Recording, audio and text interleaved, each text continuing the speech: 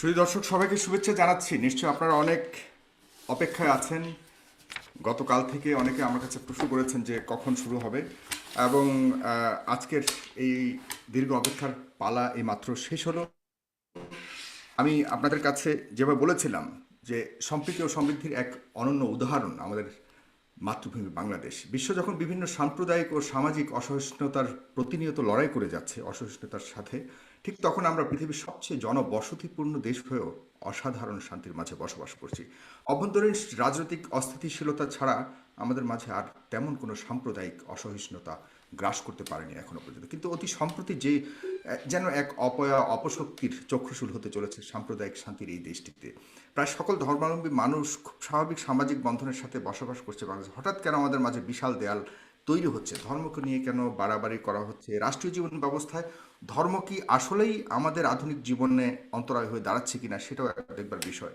প্রগতিশীলতা ও বিজ্ঞানময় প্রতিযোগীশীল বিশ্বায়নের সাথে ধর্ম আসলে কতটুকু আমাদেরকে মুক্তি দিতে পারবে, এ নিয়ে অনেক প্রশ্ন উঠছে। সংবিধানে যার যার ধর্ম পালন করবার স্বাধীনতা সুযোগ থাকলেও কেন মুসলমান ধর্মের প্রতি বা মুসলমান ধর্ম অনুভূতির প্রতিও অনেক প্রশ্ন উঠছে আমাদের মাঝে, সেটা নিয়েও অনেক কথা উঠছে। সে কেন হচ্ছে এইসব অশান্তি, কাদের ইন্ধনে দেশে সাম্প্রদায়িকতাকে উস্কে দেওয়া হচ্ছে? আরও অনেক প্রশ্নের উদ্রেক জনমনে সঞ্চারিত হয়েছে সাম্প্রতিককালে।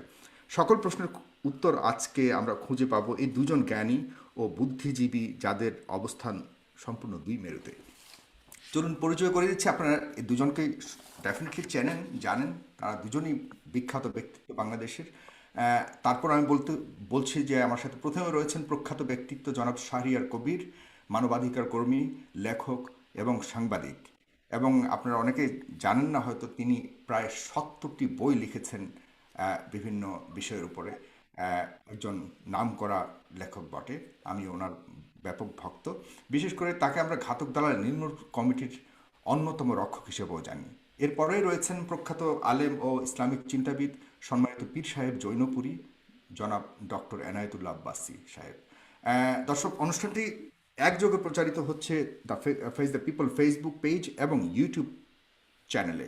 আপনারা অবশ্যই ফেস দ্য পিপলের যে পেজ রয়েছে এবং ইউটিউব চ্যানেল রয়েছে সেখানে সাবস্ক্রাইব করবেন, এবং আমাদের এই পেজটিকে অবশ্যই ফলো করবেন এবং লাইক করবেন, তাহলে অন্যান্য অনুষ্ঠানগুলো দেখতে পারবেন।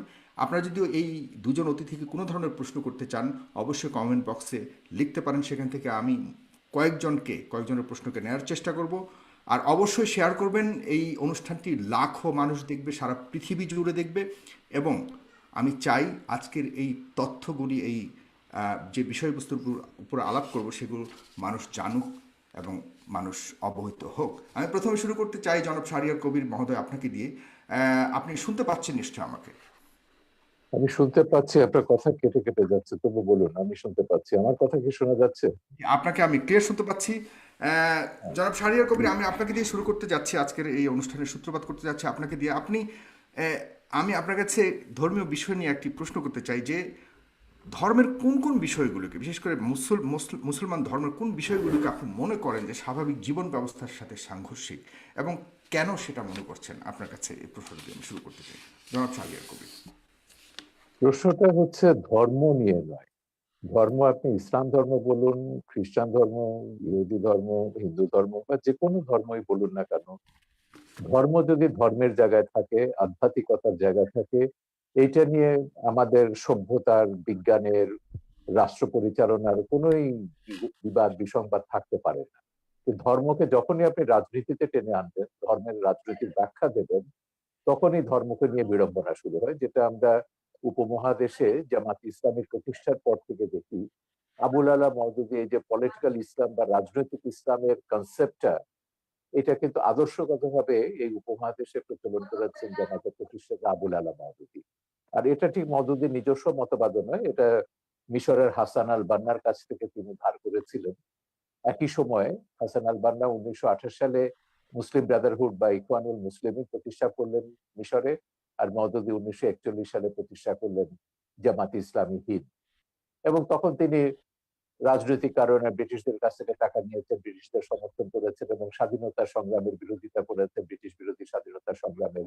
এবং তার এই বক্তব্য ছিল যে মুসলমানরা যেখানে ধর্ম প্রচার করতে পারবে সেটাই তার দেশ, নিজস্ব মাতৃভূমি পিতৃভূমির কোনো কনসেপ্ট ইসলামে নেই। এবং তার তাফসিরুল কোরআনের যে তাফসির সেটা বহু ঘন্টায় সেটা বেরিয়েছে। এবং সেইগুলো হচ্ছে আজকে যেটা হচ্ছে এটা শুধু আজকের না, পরবর্তীকালে আমরা দেখেছি 52 সাল থেকে শুরু করে এই 71 মুক্তিযুদ্ধ পর্যন্ত ধর্মের নামে হত্যা বলুন, সন্ত্রাস বলুন, নারী নির্যাতন বা মানবতা বিরোধী যে কোনো অপরাধকে মওদুদির ইসলাম যেটা বলি, ইসলামের যে বিকৃত ব্যাখ্যা তিনি দিয়েছেন, তিনি এগুলোকে বৈধতা দিয়েছেন। 71-এ 30 লক্ষ গণহত্যাকে তিনি বলেছেন না, এরা সব হচ্ছে যাদেরকে মারা হচ্ছে এরা সব কাফের। মুক্তিযোদ্ধাদের বলেছেন হিন্দুদের এদের, ভারতের এদের দুষ্কৃতকারী, ইসলামের দুশ্মন, পাকিস্তানের দুশ্মন, এদের হত্যা করা বৈধ। নারীদেরকে, আমাদের বাঙালি নারীদেরকে বলেছেন গনিমতের মাল, এদেরকে ভোগ করা যাবে। এইভাবে তিনি 71-এ গণহত্যা এবং নারী ধর্ষণকে যেভাবে বৈধতা দিয়েছেন, এবং এই কারণে বঙ্গবন্ধু 72-এর সংবিধানে যখন রাষ্ট্রের 4 মূলনীতি, পাকিস্তানের মোহাম্মদ আলী জিন্নাহর সাম্প্রদায়িক বিজাতি তত্ত্বকে কবর দিয়ে যখন আমাদের সংবিধানটি পাশ করলেন, সেখানে রাষ্ট্রের 4 মূলনীতি হিসেবে ধর্মনিরপেক্ষতা ছিল, অসাম্প্রদায়িক বাঙালি জাতীয়তাবাদ ছিল, কিন্তু এটা গ্যারান্টি ক্লজ হিসেবে তিনি বাংলাদেশে ধর্মের নামে রাজনীতি নিষিদ্ধ করেছিলেন। এবং তিনি ব্যাখ্যা দিয়ে বলেছিলেন যে পাকিস্তানের 24 বছরের শাসন, শোষণ, পীড়ন এগুলো সব ইসলামের দোহাই দিয়ে ধর্মের নামে এগুলো করা হয়েছে, 71-এ গণহত্যা এগুলো সবই ধর্মের নামে করা হয়েছে। তিনি বলেছেন ধর্ম অত্যন্ত পবিত্র বিষয়, ধর্মের নামে বাংলাদেশে যাতে আর কোনো এই ধরনের সন্ত্রাস, হত্যা, হিংসা, বিদ্বেষ, বিভাজন এটা না থাকে সেজন্য ধর্মকে রাজনীতি থেকে এবং রাষ্ট্র থেকে পৃথক রাখতে হবে। এটাই ছিল বঙ্গবন্ধু ধর্ম নিরপেক্ষতার বোধ। এবং কেন তিনি ধর্মের নামে রাজনীতি নিষিদ্ধ করেছেন সেটা তিনি তার সেদিনের ভাষণে 4 নভেম্বর 1972 সালে ভাষণে সেটা তিনি পরিষ্কার করেছিলেন সংবিধানটি গ্রহণ করবার সময়। এবং এটাও বলেছিলেন এই সংবিধান লেখা হচ্ছে 30 লক্ষ শহীদের রক্ত দিয়ে, এবং আমি চাই যে আগামী প্রজন্ম, পরবর্তী প্রজন্ম এই সংবিধানের মর্যাদা রক্ষা করবে, রাষ্ট্রের সার্বভৌমত্ব রক্ষা করবে। কিন্তু দুর্ভাগ্যের বিষয় হলো যে বঙ্গবন্ধুকে নৃশংসভাবে হত্যা করা হলো 75-এ। কেন হত্যা করা? কারণ বঙ্গবন্ধুকে হত্যা না করলে ওই যে পাকিস্তানের সাম্প্রদায়িক মৌলবাদী রাজনীতি, তাকে বাংলাদেশে ফিরিয়ে আনা যেত না। বঙ্গবন্ধুকে হত্যা না করলে তিনি যুদ্ধাপরাধীদের বিচার শুরু করেছিলেন, সেটা বন্ধ করা যেত না। বঙ্গবন্ধুকে হত্যা না করলে 71-এর পরাজয়ের প্রতিশোধ নেওয়া যেত না। সেই 71-এর পরাজিত শক্তি, সাম্প্রদায়িক মৌলবাদী অপশক্তি বঙ্গবন্ধুকে হত্যার জন্য দায়ী। এবং তারপরে আমরা দেখলাম সংবিধান থেকে মুক্তিযুদ্ধের ইতিহাস চেতনা, অসাম্প্রদায়িক মূল্যবোধগুলো সব মুছে ফেলা হলো। এটা তথাকথিত ইসলামীকরণ বা পাকিস্তানিকরণ করা হলো আমাদের সমাজ এবং রাজনীতির। 75-এর পর থেকে এই ধারাটি চলছে এবং আমাদের ইতিহাসের সবচেয়ে বড় দুর্ভাগ্য যে বেশিরভাগ সময় এই দেশটা শাসন করেছে পাকিস্তানপন্থী স্বাধীনতা বিরোধী মৌলবাদী সাম্প্রদায়িক অপশক্তি, প্রত্যক্ষ বা পরোক্ষভাবে। এবং সেই সময় আমরা দেখেছি আমাদের মুক্তিযুদ্ধের চেতনাকে নয়, ইতিহাস মুছে ফেলার চেষ্টা হয়েছে। জাতির জনকের অবমাননা তো বাদ দিন, মুক্তিযোদ্ধাদেরকে মুক্তিযোদ্ধা পরিচয় দিতে তারা লজ্জা পেত। রাজাকার আলবদররা সেখানে মন্ত্রী হচ্ছে, 30 লক্ষ শহীদের রক্তে ভেজা পতাকা তাদের গাড়িতে করে তারা দিয়ে ঘুরে বেরিয়েছে, এমন একটা অবস্থা তো ছিল। তো সেইখানে আমি মনে করি আমাদের যে আন্দোলনটা, শহীদ জননী জাহানারা ইমামের আন্দোলন নেতৃত্বে যে আন্দোলনটা আমরা শুরু করেছিলাম, একটা তো ছিল যুদ্ধাপরাধীদের বিচার, মূল দাবিটা ছিল বঙ্গবন্ধুর সংবিধানকে, মুক্তিযুদ্ধের চেতনার অসাম্প্রদায়িক কল্যাণ রাষ্ট্র গঠনের যে দিক নির্দেশনা, সেই সংবিধানকে ফিরিয়ে আনা এবং সেইভাবে আমাদের রাষ্ট্র পরিচালনা করা, সমাজ এবং রাষ্ট্রের সবকিছু, শিক্ষানীতি, সংস্কৃতি নীতি, নারী নীতি, পররাষ্ট্র নীতি, রাষ্ট্রের সমস্ত নীতি এগুলো পরিচালিত হবে সেই মুক্তিযুদ্ধের চেতনার আলোকে, যে দিক নির্দেশনা বঙ্গবন্ধু সংবিধানে দিয়েছে। কিন্তু দুর্ভাগ্যের বিষয় সেখানে আমরা এখনো পৌঁছতে পারিনি। এখনো ধর্মের নামে রাজনীতি চলছে এবং এখনো সেই জামাতে ইসলামী, সেই ওহাবি সালাফিরা তাদের যে প্রতিহিংসা, যেটা প্রতিহিংসার রাজনীতি বলুন কিংবা তথাকথিত জিহাদের রাজনীতি, উন্মাদনার রাজনীতি, হিংসার রাজনীতি, এটা তো করেই যাচ্ছে, বিচ্ছিন্ন কোনো ঘটনা এটা। আপনি আমাদের বর্তমান যে চলমান আলেম সমাজের যে দৃষ্টিভঙ্গি, সেটাকে আপনি কিভাবে বিচার করছেন? এক কথা যদি বলেন তাহলে এরপরে আমি যাচ্ছি। আমি আমি এদেরকে মোটেই আলেম সমাজ বলবো না। এরা হচ্ছে ইসলামের নামে তারা রাজনীতি করছে। এরাই হচ্ছে সেই 71-এর ঘাতক দালা যুদ্ধাপরাধীদের রাজনৈতিক, আদর্শিক এবং সামরিক উত্তরসূরি। সেই রাজনীতিটা এখন এখন করছে, বাংলাদেশকে মোল্লা ওমরের আফগানিস্তান বানাতে চাইছে। এর সঙ্গে এখানে আব্বাসী সাহেব আছেন, তিনি বলবেন, কারণ তিনি তো তার পিতা অত্যন্ত শ্রদ্ধেয় একজন, সে হিসেবে পীর হিসেবে আমরা তাকে সম্মান করি। আমাদের দেশে সুফিরা ইসলাম প্রচার করেছেন, পীররা এখানে আব্বাসী সাহেবের জোনপুরের হুজুরের মতন এরাও ইসলাম প্রচার করেছেন, এরা শান্তির ইসলাম প্রচার করেছেন, এরা কখনো ইসলামকে রাজনীতির সঙ্গে যুক্ত করেন। আমি হযরত জালালউদ্দিন রুমির উপর দুটো ডকুমেন্টারি ছবি বানিয়েছি, যে জালালউদ্দিন রুমির মুরিদ হচ্ছেন আমাদের হযরত শাহজালাল। তো এরা তো ইসলাম সারা পৃথিবীতে, এই ওহাবিরা ইসলাম প্রচার করে, বরং ওহাবিরা কি করেছে, ইসলামকে একটা সন্ত্রাসের ধর্ম হিসেবে পশ্চিমে চিত্রিত করেছে। ইসলাম ব্যাশিং যেটা আছে পশ্চিমে আপনারা দেখছেন, এটা তো জন্য দায়ী হচ্ছে ওহাবি সালাফি, এরা এই মহদুদিবাদী বাংলাদেশে তারা। সুতরাং এরা যেটা করছে এটার সঙ্গে ইসলামের ধর্মের লেশমাত্র সম্পর্ক নেই। এটা হচ্ছে শেখ হাসিনা সরকারকে ক্ষমতা থেকে উচ্ছেদ করে এখানে মোল্লা ওমরের আফগানিস্তান বা জিয়াউল হকের পাকিস্তান বানাতে হবে।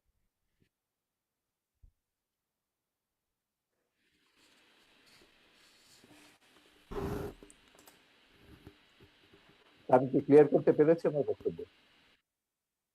আপনি শুনতে পাচ্ছেন?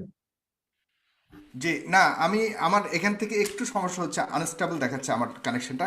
আমি শুনতে পাচ্ছি, আমাকেই শুনতে পাচ্ছেন কিনা ক্লিয়ারলি? আমি আপনাকে খুব পরিষ্কার শুনতে পাচ্ছি। জি, ধন্যবাদ আপনাকে জনাব শাহরিয়ার কবির। আমি আপনার কাছে আবারও আসবো। জনাব ডক্টর এনায়েতুল্লাহ আব্বাসী হুজুর, আপনার কাছে আসছি। আপনি তো শুনলেন এতক্ষণ জনাব শাহরিয়ার কবিরের অনেক কথা, কিন্তু আপনার কাছে আমি এডিশনালি আরেকটি প্রশ্ন করতে চাচ্ছি। সেটা হলো যে আহ, আপনার পৃথিবী যেখানে বিজ্ঞান ভিত্তিক, প্রমাণিত বিজ্ঞান ভিত্তিক রাষ্ট্র, অ্যাডভান্সড টেকনোলজিক্যাল লাইফস্টাইলের উপরে উল্কা গতিতে ধাবিত হচ্ছে, উল্কা গতিতে আমি বলবো, সেখানে আপনারা 1400 বছর আগের নাজিল হওয়া পবিত্র ধর্মগ্রন্থ অনুযায়ী চলতে চাওয়াটাকে কতটুকু যুক্তিযুক্ত মনে করেন, এবং অন্যকে চলার জন্য আহ্বান করাটাকে কতটুকু সাপোর্টিভ বা কতটুকু জাস্টিফাইড মনে করেন? সে প্রশ্নটা আপনার কাছে রেখে যাচ্ছে, এবং জনাব শাহরিয়ার কবির অনেক প্রশ্ন উঠে যাচ্ছে, সেটা বলুন। Thank you. আলহামদুলিল্লাহ ওয়াহদা والصلاة والسلام على محمد صلى الله عليه وسلم الذي من لا نبي بعده। ধন্যবাদ সাগর সাহেবকে, ধন্যবাদ আজকের সম্মানিত অতিথিকে, এবং দেশ ও দেশের বাইরে যারা আজকের প্রোগ্রামটি দেখছেন তাদের সকলকে। শাহরিয়ার কবির সাহেব তার বক্তব্যে বুঝালেন ইসলামের প্রতি তার যথেষ্ট শ্রদ্ধা আছে। এ থেকে স্পষ্ট বোঝা যায় যে ইসলাম সম্পর্কে তার শ্রদ্ধা থাকলেও ইসলাম সম্পর্কে তার মৌলিক জ্ঞান অভাব রয়েছে। তার প্রথমটি হচ্ছে যে ইসলামী রাজনীতির ক্ষেত্রে তিনি আবুল আলা মওদুদীকে টেনে আনলেন, অথচ বাংলাদেশের শতকরা ৮০ জন ওলামায়ে কেরামি আবুল আলা মওদুদীর বিরোধিতা করে থাকেন। আর সবচেয়ে বড় কথা, আবুল আলা মওদুদী ইসলামী রাজনীতির সূচনা উপমহাদেশে করেননি। উপমহাদেশে ইসলামী রাজনীতির সূচনা করেছেন শাহ ওলিউল্লাহ মুহাদ্দিস দেহলভী রহমতুল্লাহি আলাইহি, আবুল আলা মওদুদীরও কয়েক শত বছর আগে। পরবর্তীতে তার ধারাবাহিকতায় ওলামায়ে দেওবন্দের মাধ্যমে ইসলামী রাজনীতির প্রসার ও প্রচার ব্যাপকভাবে ঘটেছিল, এবং উলামায়ে দেওবন্দ ইসলামী রাজনীতির চেতনাতে উদ্বুদ্ধ হয়েই ব্রিটিশ খেদা আন্দোলন করেছিল। সবচেয়ে দুঃখজনক বিষয়, আমাদের দেশের বুদ্ধিজীবীগণ ইসলামকে বিভিন্ন নামে অভিহিত করে থাকেন। কেউ বলেন রেডিক্যাল ইসলাম, কেউ বলেন মডারেট ইসলাম। ইসলামকে বিভক্ত করার কোনো অথরিটি কোনো মানুষের নেই। যদি কেউ ইসলামের লেবাস ধারণ করে ইসলামের অপব্যাখ্যা করে, সেটার দায় তার নিজের, সেটার দায় ইসলামের হবে না। দেখার বিষয় কোরআন সুন্নাতে রাষ্ট্র ব্যবস্থা বা রাজনীতির কথা আছে কিনা, সেটা দেখার বিষয়। তারপর আমরা দেখবো সেটার কে অপব্যাখ্যা করছে, কে সঠিক ব্যাখ্যা করছে। আল্লাহর হাবিব মোহাম্মদ সাল্লাল্লাহু আলাইহি ওয়াসাল্লাম ১,৫০০ বছর আগে আল্লাহর পক্ষ থেকে আমাদেরকে যে দিন ইসলাম দিয়েছেন, সেটা নিছক প্রথা সর্বস্ব কোনো ধর্ম নয়, সেটা পূর্ণাঙ্গ জীবন বিধান। এবং সেই জীবন বিধানের মধ্যে আল্লাহ রাসূল সাল্লাল্লাহু আলাইহি সাল্লাম মুসলিম জীবন কি রকম হবে, তার ব্যক্তি জীবন, তার সমাজ জীবন, তার রাষ্ট্রীয় জীবন কি রকম হবে, তার সুস্পষ্ট ব্যাখ্যা আল্লাহর পক্ষ থেকে দিয়েছেন।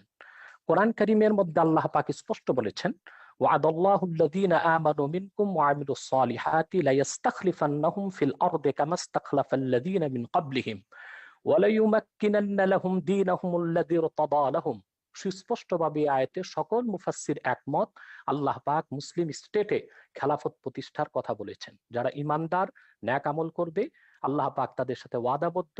তারা যদি ইমানের উপর অটল অবিচল থাকে, ন্যাক আমল করে, আল্লাহ পাক তাদেরকে খেলাফতের দায়িত্ব দিবেন। আল্লাহ তাআলা সূরা হজ্জে বলেছেন, আল্লাযীনা ইম্মাক্কান্নাহুম ফিল আরদি আকামুস সালাতা ওয়া আতাউয যাকা ওয়া আমারু বিল মা'রুফি ওয়া নাহাউ আনিল মুনকার ওয়ালিল্লাহি আকিবাতুল উমুর। যদি আমি মোহাম্মদ সাল্লাল্লাহু আলাইহি সাল্লামের ইমানদার উম্মতকে রাষ্ট্র ক্ষমতা দান করি, তারা রাষ্ট্রীয়ভাবে তারা নামাজ কায়েম করবে, যাকাত আদায় করবে, সৎ কাজে আদেশ করবে, অসৎ কাজে বাধা দিবে। এটা সুস্পষ্টভাবে ইসলামী রাষ্ট্র ব্যবস্থা ও রাজনীতির কথাই বলা হয়েছে কোরআন কারিমে। সহিহ মুসলিম, সৌদি আরবের ছাপ, 2445 নম্বর হাদিস, আল্লাহ রাসূল সাল্লাল্লাহু আলাইহি ওয়াসাল্লাম ইরশাদ করেছেন, কানা বানু ইসরাঈল তাসুসুহুমুল আম্বিয়া কুল্লামা হালাকা নাবিয়্যুন খালাফাহু নবী ওয়া ইন্নাহু লা নাবিয়্যা বা'দি ফাসায়াকুনু খুলাফা। বনি ইসরায়েলের নবীগণ রাজনৈতিক নেতৃত্ব দিতেন। শুধু ইসলামে আল্লাহ রাজনীতি দিয়েছেন তা নয়, পূর্বের যত নবী এসেছেন বনি ইসরায়েলে, হযরত দাউদ, হযরত সুলাইমান। এই জন্য ওল্ড টেস্টামেন্ট বাইবেল, পুরনো বাইবেলে আমরা দেখতে পাই হযরত দাউদকে বলা হয়েছে কিং ডেভিড, কারণ তিনি রাজা ছিলেন, তিনি আল্লাহর বিধান মোতাবেক রাষ্ট্র পরিচালনা করতেন। বনি ইসরায়েলের নবীগণ রাজনৈতিক নেতৃত্ব দিতেন। যখন একজন নবী ইন্তেকাল করতেন, আরেকজন নবী সেই দায়িত্ব নিত। আল্লাহ রাসূল সাল্লাল্লাহু আলাইহি ওয়াসাল্লাম বলেছেন, কিন্তু আমি মুহাম্মদ সাল্লাল্লাহু আলাইহি সাল্লাম আল্লাহর সর্বশেষ নবী ও রাসূল, আমার পরে কোনো নবী নাই, কিয়ামত পর্যন্ত কোনো নবী আসবে না। আমার উম্মতের মধ্যে যারা খলিফা, তারা আমার উম্মতের রাজনৈতিক নেতৃত্ব দিবে। এভাবে কোরআন কারীমের অসংখ্য আয়াত এবং সহিহ হাদিস থেকে কথা সুস্পষ্টভাবে প্রমাণিত যে ইসলামী রাষ্ট্র ব্যবস্থা ও ইসলামী রাজনীতির সুস্পষ্ট কনসেপশন কোরআন ও হাদিসের মধ্যে আছে। এবং দ্বিতীয় যে কথাটি সম্মানিত অতিথি ভুল বলেছেন, তা হলো মওদুদি কি করেছে না করেছে এদেশের মূল ধারার ওলামায়ে কেরাম তার সাথে মোটেও একমত নয়, মোটেও তাদের কোনো সম্পর্ক নেই। কিন্তু বরং মওদুদিকে ফলো এদেশে, করে অনেক অনেক বিশাল জনগোষ্ঠী রয়েছে, এটাও তো সত্য। জি জি, সেটাও আছে, সেটা আমি ওনার প্রসঙ্গটার জবাব দিচ্ছি আগে। জি। ওনার প্রসঙ্গটার জবাব দিচ্ছি। তার মানে এই নয় যে বাংলাদেশে যারা ইসলামী রাজনীতি করেন, ইসলামী আন্দোলন করছেন, ইসলামী শাসন ব্যবস্থা কায়েম করতে চাচ্ছেন, তারা মওদুদির অনুসারী। বিষয়টা নির্জলা মিথ্যা ছাড়া আর কিছুই নয়, কিংবা তথ্য এবং সন্ত্রাস মওদুদির ছাড়া আর অনুসারী কিছুই নয়। হওয়াটাও কি একদম ইসলাম বিরোধী কিনা, সেটাও আপনি কিভাবে দেখেন? দেখুন, আমি সহ ওলামায়ে কেরাম এবং বাংলাদেশে যারা পীরি মুরিদের সাথে সম্পর্কিত, আমাদের সাথে আবুল আলা মওদুদির আকীদাগত যথেষ্ট পার্থক্য আছে। এখন মওদুদির অনুসারী যারা, বিষয়টা তাদেরকেই প্রশ্ন করা উচিত। আমাদের সাথে তো তাদের যথেষ্ট আকীদাগত এবং মুসলমানের মধ্যে এত তরিকাগত অনুসারী থাকবে কেন পার্থ- হুজুর?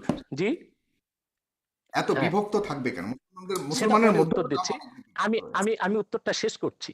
তাহলে আমাদের উপমহাদেশে ইসলামী রাজনীতির সূচনা করেছেন শাওলিউল্লাহ মুহাদ্দিস দেহলভী রহমতুল্লাহ, পরবর্তীতে তার উত্তরসূরি সৈয়দ আহমদ বেরেলী রহমতুল্লাহ, যিনি ব্রিটিশ খেলাফত আন্দোলনের নেতৃত্ব দিয়েছেন, পরবর্তীতে মাহমুদুল হাসান দেওবন্দি রহমতুল্লাহ।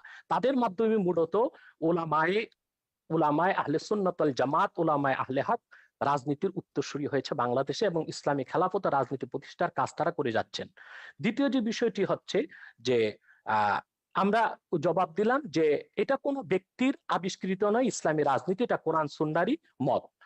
দ্বিতীয় যে কথাটি আমাদের সম্মানিত অতিথি বলেছেন, বঙ্গবন্ধুকে কারা হত্যা করলো, আমি এই বিষয়ে আমার খুব একটা ধারণা নেই। তবে আমি একটু প্রশ্ন করব ওনাকে যে স্বাধীনতার স্থপতি বঙ্গবন্ধু শেখ মুজিবুর রহমান, তিনি বাংলাদেশে যখন একটি দেশ স্বাধীন করলেন, এদেশের মানুষকে স্বাধীন একটি রাষ্ট্র উপহার দিলেন, তখন ৭২ থেকে ৭৫ পর্যন্ত বঙ্গবন্ধুর পর্বতসম সুনাম সুখ্যাতির উপর কারা আঘাত করেছিল? তারাও কি রাজাকার ছিল? তারাও কি আলবদর ছিল? কারা বঙ্গবন্ধুর চামড়া দিয়ে ডুগডুগি বাজাবার কথা বলেছিল? বঙ্গবন্ধু হত্যার পর কারা সেনাবাহিনীর ট্যাঙ্কের উপর নাচানাচি করেছিল? তাদেরকেও আমরা বাংলাদেশে মন্ত্রিত্ব দিয়েছি, তাদেরকে আমরা রাজনৈতিক ক্ষমতার ভাগ দিয়েছি, এবং বঙ্গবন্ধুকে যারা হত্যা করেছে তাদেরকে আমরা সুযোগ সুবিধা দিয়েছি। হতে পারে আলবদর, রাজাকার বা বিদেশি শক্তির ইন্ধন ছিল বঙ্গবন্ধু হত্যায়, কিন্তু যারা বাংলাদেশে খুব বেশি ধর্মনিরপেক্ষতার কথা বলে, বাংলাদেশকে একটি ডি ইসলামাইজেশন, ইসলাম মুক্ত একটি বাংলাদেশ গঠন করতে চায়, তারাও প্রত্যক্ষ এবং পরোক্ষভাবে বঙ্গবন্ধু হত্যায় জড়িত ছিল। কেননা বঙ্গবন্ধু ছিলেন খুবই ধার্মিক একজন ব্যক্তি, ইসলামের মূলনীতিতে তার ছিল যথেষ্ট বিশ্বাস, অগাধ বিশ্বাস। আহ, আপনাকে অনেক ধন্যবাদ জনাব এনায়েতুল্লাহ আব্বাসী। হুজুর, আপনি অনেক সুন্দর কথা বলেছেন। জনাব শাহরিয়ার কবির, আপনার কাছে আমি এই ওনার কথা ধরেই প্রশ্নটা করতে যাচ্ছি, এবং আপনিও বলেছেন যে আপত্তিটা শুধু ধর্ম নিয়ে রাজনীতি করাটা। তো ধর্ম নিয়ে রাজনীতি করার অধিকার কি সাংবিধানিকভাবে ধর্মীয় জনগোষ্ঠীকে কোনোভাবে কি বারণ করা হয়েছে কিনা সংবিধানে? Number one. নাম্বার টু হলো ৩৯ অনুচ্ছেদ অনুযায়ী কথা বলবার অধিকার সবারই রয়েছে, বাক স্বাধীনতার অধিকার দেওয়া হয়েছে।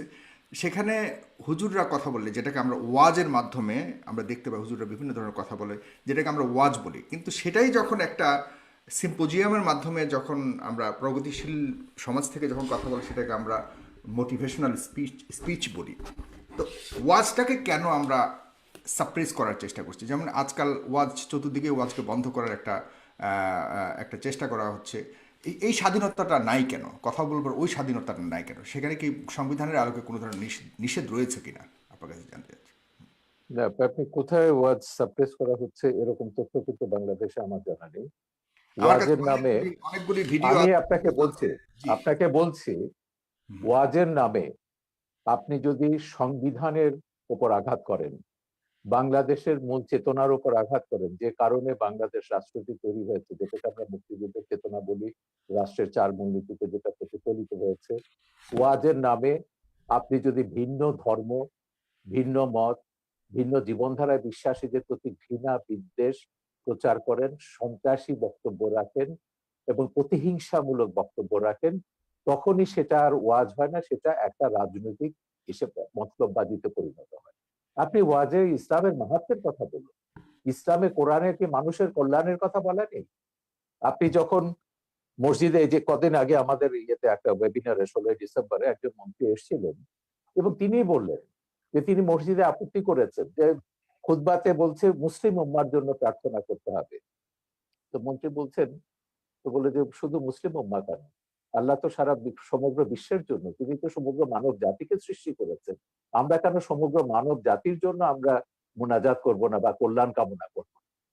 আপনাকে মনে রাখতে হবে বাংলাদেশ রাষ্ট্রটি কেন তৈরি হয়েছে, কেন 47-এ পাকিস্তান হয়েছিল এবং কেন 71-এ বাংলাদেশ হয়েছে। এইটা যদি আপনি না বুঝেন তাহলে কিন্তু এই বিভ্রান্তিটা আপনার মধ্যে থেকে যাবে। পরিষ্কার কথা, মোহাম্মদ আলী জিন্নাহ পরিষ্কারভাবে বলেছিলেন ভারতবর্ষে মুসলমানরা একটা আলাদা জাতি এবং এদের আলাদা একটা ভূখণ্ড দরকার, এবং সেই ভূখণ্ডটি পাকিস্তান হবে। পাকিস্তান নামকরণও করা হয়েছিল এবং সেভাবে ব্রিটিশরা ষড়যন্ত্র করেই হোক, জিন্নাহর কথা মতোই হোক, ভারতবর্ষকে দুভাগ করে পাকিস্তান এবং ভারত দুটো রাষ্ট্র বানিয়েছে। এবং জিন্নাহ কিন্তু এই ভুলটা যে বুঝেছিলেন, দেখে তিনি কত বড় ভুল করছেন সেটা তার 47 সালের 11ই আগস্টের বক্তৃতায় পরিষ্কার করে দিয়েছিলেন যে পাকিস্তানে আমরা মুসলমানরা, হিন্দুরা, বৌদ্ধরা, খ্রিস্টানরা সবাই নিজ নিজ ধর্ম পালন করব, রাষ্ট্র ধর্মের ব্যাপারে কোনো হস্তক্ষেপ করবে না, ধর্ম রাষ্ট্রের ব্যাপারে হস্তক্ষেপ করবে না। এটা জিন্নাহর বহুল আলোচিত একটা বক্তৃতা, 11ই আগস্ট 1947 সাল, 11ই জুনে এটা বলেছেন 1947 সালে, পাকিস্তান হওয়ার কয়েক মাস আগে। কিন্তু তখন এই মওদুদি এবং অন্য ইসলামপন্থীরা তারা বললেন যে কি না, পাকিস্তান হয়েছে ইসলামী ব্যবস্থার জন্য, এবং তারা সেখানে ইসলামী শাসন ব্যবস্থা 1900 মৃত্যুর পরে, জিন্নাহর মৃত্যুর পর তারা অবজেক্টিভ রেজলিউশন যেটা পাশ করলেন সেটা বললেন যে পাকিস্তান হবে একটা ইসলামী হুকুমত। এবং 56 সালে 56 সালে তাদের যে সংবিধান হলো সেখানে বলা হয়েছে Pakistan will be Islamic Republic. এখন এই ইসলামিক রিপাবলিকটি কি করেছে, ভাষা আন্দোলন থেকে শুরু করে 71 পর্যন্ত, মুক্তিযুদ্ধ কিন্তু পর্যন্ত ব্রিটিশরাই তো আমাদের যাবতীয়, ইসলামের ধর্মীয় ভিত্তিতে ওই দেশটাকে বিভক্ত করেছিল, জনাব শাহরিয়ার কবির। হ্যাঁ হ্যাঁ, ব্রিটিশরা তৎকালীন ধর্মের সময় নামে, অনেক সাহেব, সভ্য জাতি। সাগর আমাকে সাহেব, শেষ করতে দিন আব্বাসী সাহেব, আমার বক্তব্য শেষ হলে আপনি বলুন, আপনার বক্তব্যের কি মাঝখানে আমি বলবো? কোনো কথা বলি না। ব্যাপারটা হচ্ছে যে ব্রিটিশরাই করুক, জিন্নাহর পলিসি অনুযায়ী হোক, ব্রিটিশদের মতবাদের জন্য হোক, ভারত বিখণ্ডিত হয়েছে ধর্মের নামে, যে হিন্দুরা আলাদা একটা ধর্ম, এবং ইসলাম ব্রিটিশরা, আলাদা আমি একটা সরি, ধর্ম। আমি জাস্ট আপনাকে সাপ্লিমেন্ট করছি, আপনি আপনি অবশ্যই বলবেন। আমি জাস্ট আপনাকে, শুধুমাত্র ভারত বিভক্ত নয়, ব্রিটিশরা আরো অন্যান্য যতগুলি রাষ্ট্র রয়েছে বহু পৃথিবীর, দেশ তারা তাদের যখন, সমস্ত কলোনি হ্যাঁ, বিভক্ত করেছে ধর্মীয় তাদের আলোকেই কিন্তু মতলবে। বিভক্ত করেছে। না জি। না, আমি ভারতবর্ষের মধ্যে কনসেন্ট্রেট করছি, আমি গোটা ব্রিটিশ কলোনি নিয়ে আমি কথা বলছি না, ওদের তো 67টা দেশে তারা এইভাবে বদমাইশি করেছে। ভারতবর্ষকে তারা ধর্মের নামে ভাগ করেছে এবং বলেছে মুসলমানরা পাকিস্তান এবং ভারতে, হিন্দুরা এসে থাকবে ভারতে। তখন কিন্তু মুসলিম জাতীয়তাবাদী নেতারা আবুল কালাম আজাদ থেকে শুরু করে বদরুদ্দিন তায়েবজি এবং এরা অনেকে আপত্তি করেছিল, ওরা বলছেন এটা একটা অ্যাবসার্ড আইডিয়া। অ্যাবসার্ড কেন বলছেন, যে পাকিস্তানে যতই মুসলমানদের জন্য হোক না কেন সেখানে হিন্দুরা আছে, হিন্দুদের সবাই এখানে আসতে পারবে না, ভারতের সব মুসলমান পাকিস্তানে যেতে পারবে না। এবং সেই বাস্তবতাটা আমরা দেখেছি, 10 লাখ মানুষকে হত্যা করা হলো বা প্রাণ বলি দেওয়া হলো, কিন্তু বিভক্ত হলো, এখানেও হিন্দু খ্রিস্টান বৌদ্ধ রয়ে গেছে, ভারতও এখন তো দ্বিতীয় বৃহত্তম সংখ্যক মুসলিমের আবাস হচ্ছে ভারত। এই যে জিন্নার যে দ্বিজাতি তত্ত্বের অসারতা, এটা হচ্ছে একটা কারণ, একটা প্রমাণ। আর দ্বিতীয়টা তো বঙ্গবন্ধুর, আমি 4 নভেম্বরের ভাষণের কথাটি বারবার উল্লেখ করছি এই কারণে, সেখানে তিনি ব্যাখ্যা করেছেন কেন বাংলাদেশ আমরা সৃষ্টি করেছি। পাকিস্তানে 24 বছরের শাসন, শোষণ, পীড়ন, নিপীড়ন, 71-এর গণহত্যা, মানবতা বিরোধী অপরাধ, সবকিছুকে তারা ইসলামের নামে জায়েজ করতে চেয়েছিল। ভাষা আন্দোলন যারা করেছে তাদের বলেছে ইসলামের দুশমন, পাকিস্তানের দুশমন। এইভাবে এই আন্দোলনগুলো, সংগ্রামগুলোকে দমন করেছে, রাজনৈতিক হোক, সাংস্কৃতিক হোক, সামাজিক হোক, সবগুলোকে দমন করেছে ইসলামের নামে। এবং সেই জন্য বঙ্গবন্ধু তার ওই ভাষণে পরিষ্কারভাবে বলেছিলেন, ধর্মের পবিত্রতা রক্ষার জন্য ধর্মকে রাখতে হবে ধর্মের জায়গায়, রাজনীতিকে রাখতে হবে রাজনীতির জায়গায়, রাজনীতির সঙ্গে ধর্মকে মেলানো যাবে না। এই কারণে বাংলাদেশ রাষ্ট্রটি তৈরি হয়েছে, সৃষ্টি হয়েছে 30 লক্ষ শহীদের রক্তের বিনিময়।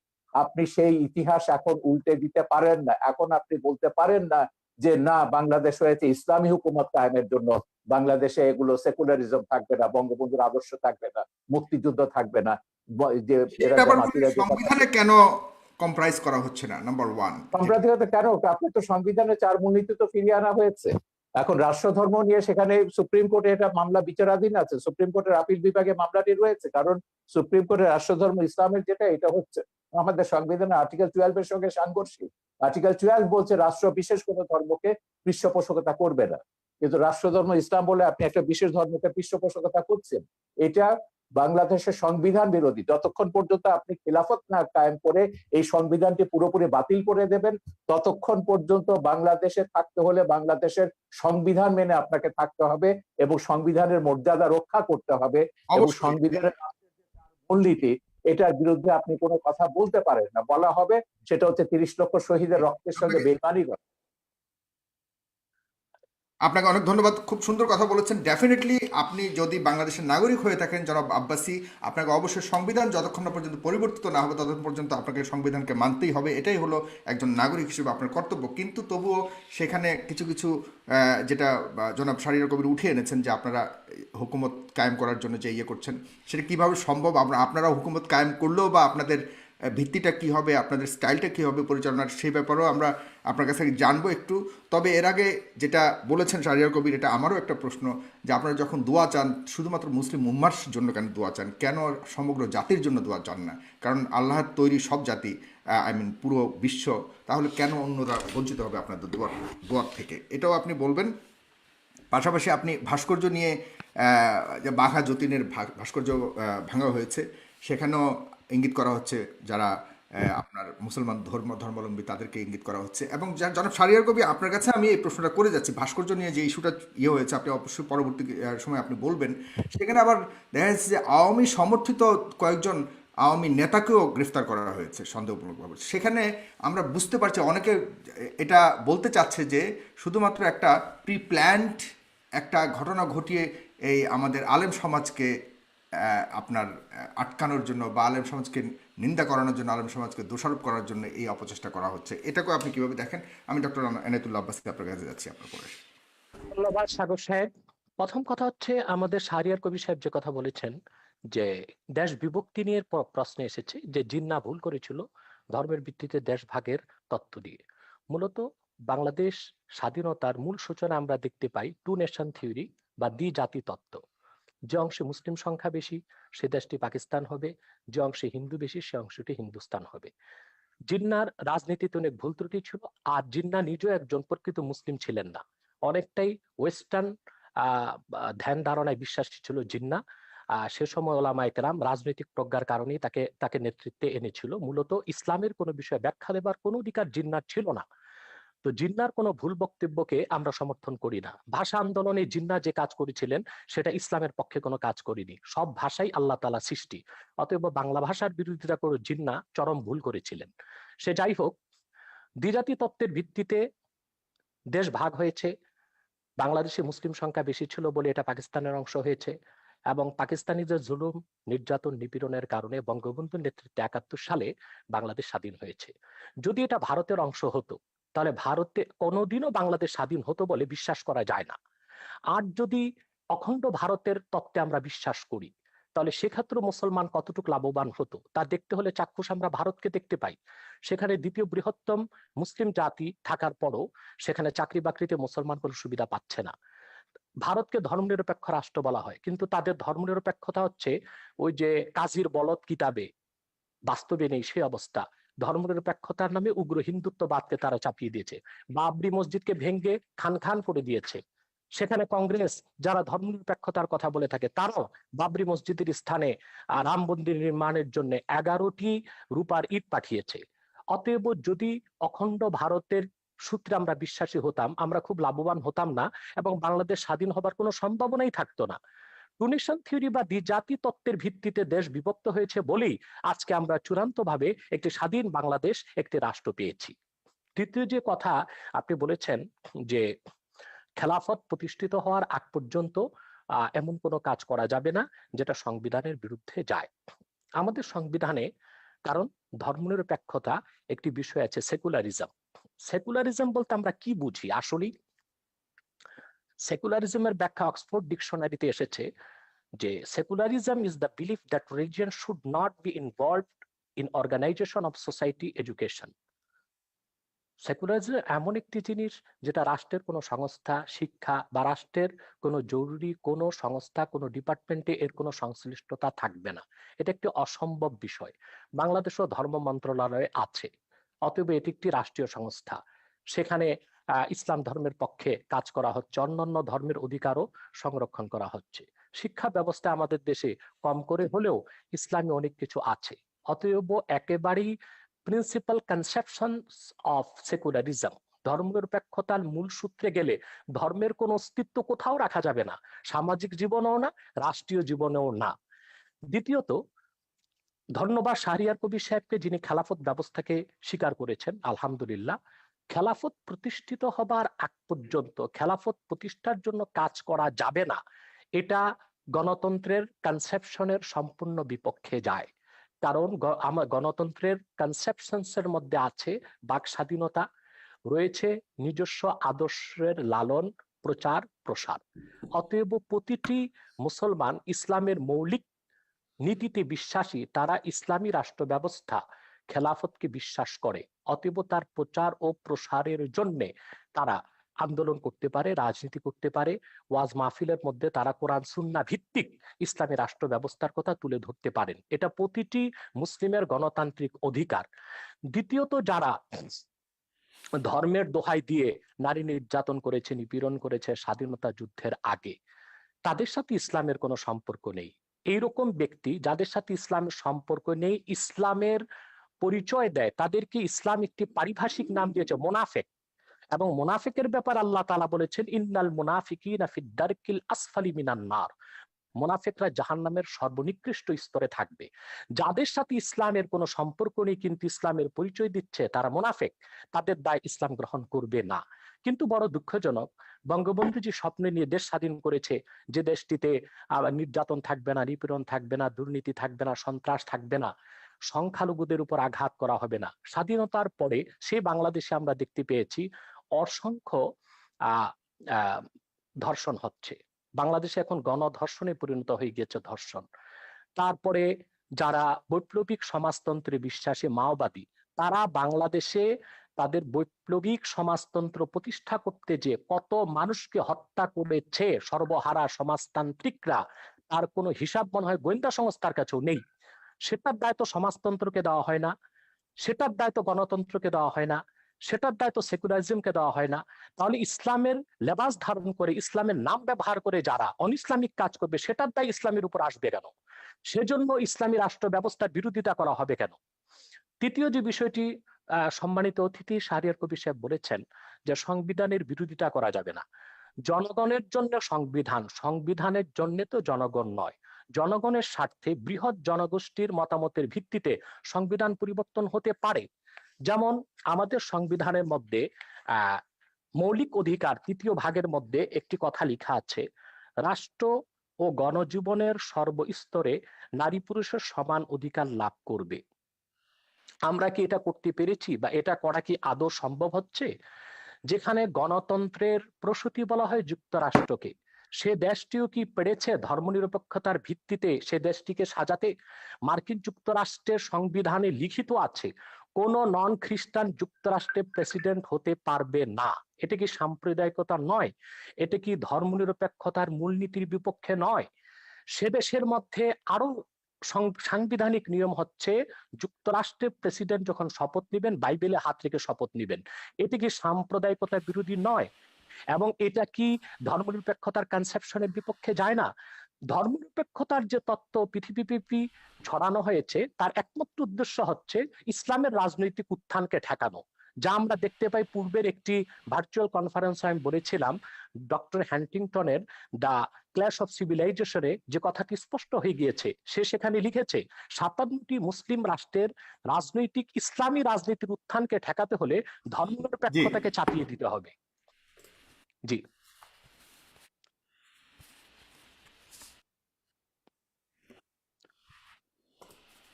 শুনতে পাচ্ছেন সাগর সাহেব?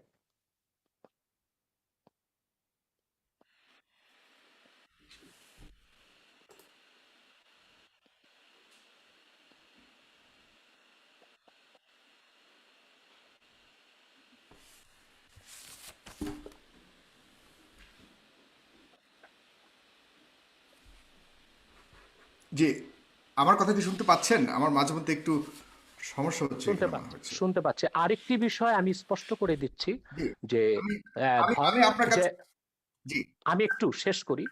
ধর্মনিরপেক্ষতার মূল ভিত্তিতে জি, জি, জি, কোনো মুসলমান বিশ্বাস করতে পারে না, কারণ ধর্মনিরপেক্ষতার তিনটি সংজ্ঞা আমরা পেতে পারি। একটি হচ্ছে ধর্মহীনতা, আরেকটি হচ্ছে ইহজাগতিক। ইহজাগতিক অর্থাৎ ধর্মনিরপেক্ষতায় বিশ্বাসীর সকল ধ্যান ধারণা চিন্তা চেতনা হবে ইহজাগতিক, বস্তুবাদী, ভোগবাদী। তৃতীয় হচ্ছে ধর্মনিরপেক্ষতার রাষ্ট্রের সকল ধর্মের সমান অধিকার। আমার দৃষ্টিতে খেলাফত প্রতিষ্ঠিত হলেই অন্য সকল ধর্মের লোক তার ধর্মীয় অধিকার পূর্ণ মাত্রায় ভোগ করতে পারবে। আমরা ভারতের দিকে দেখতে পাই মুসলমান সেখানে ধর্ম কি মুসলমান কোনো আমাদের অধিকার পাচ্ছে না।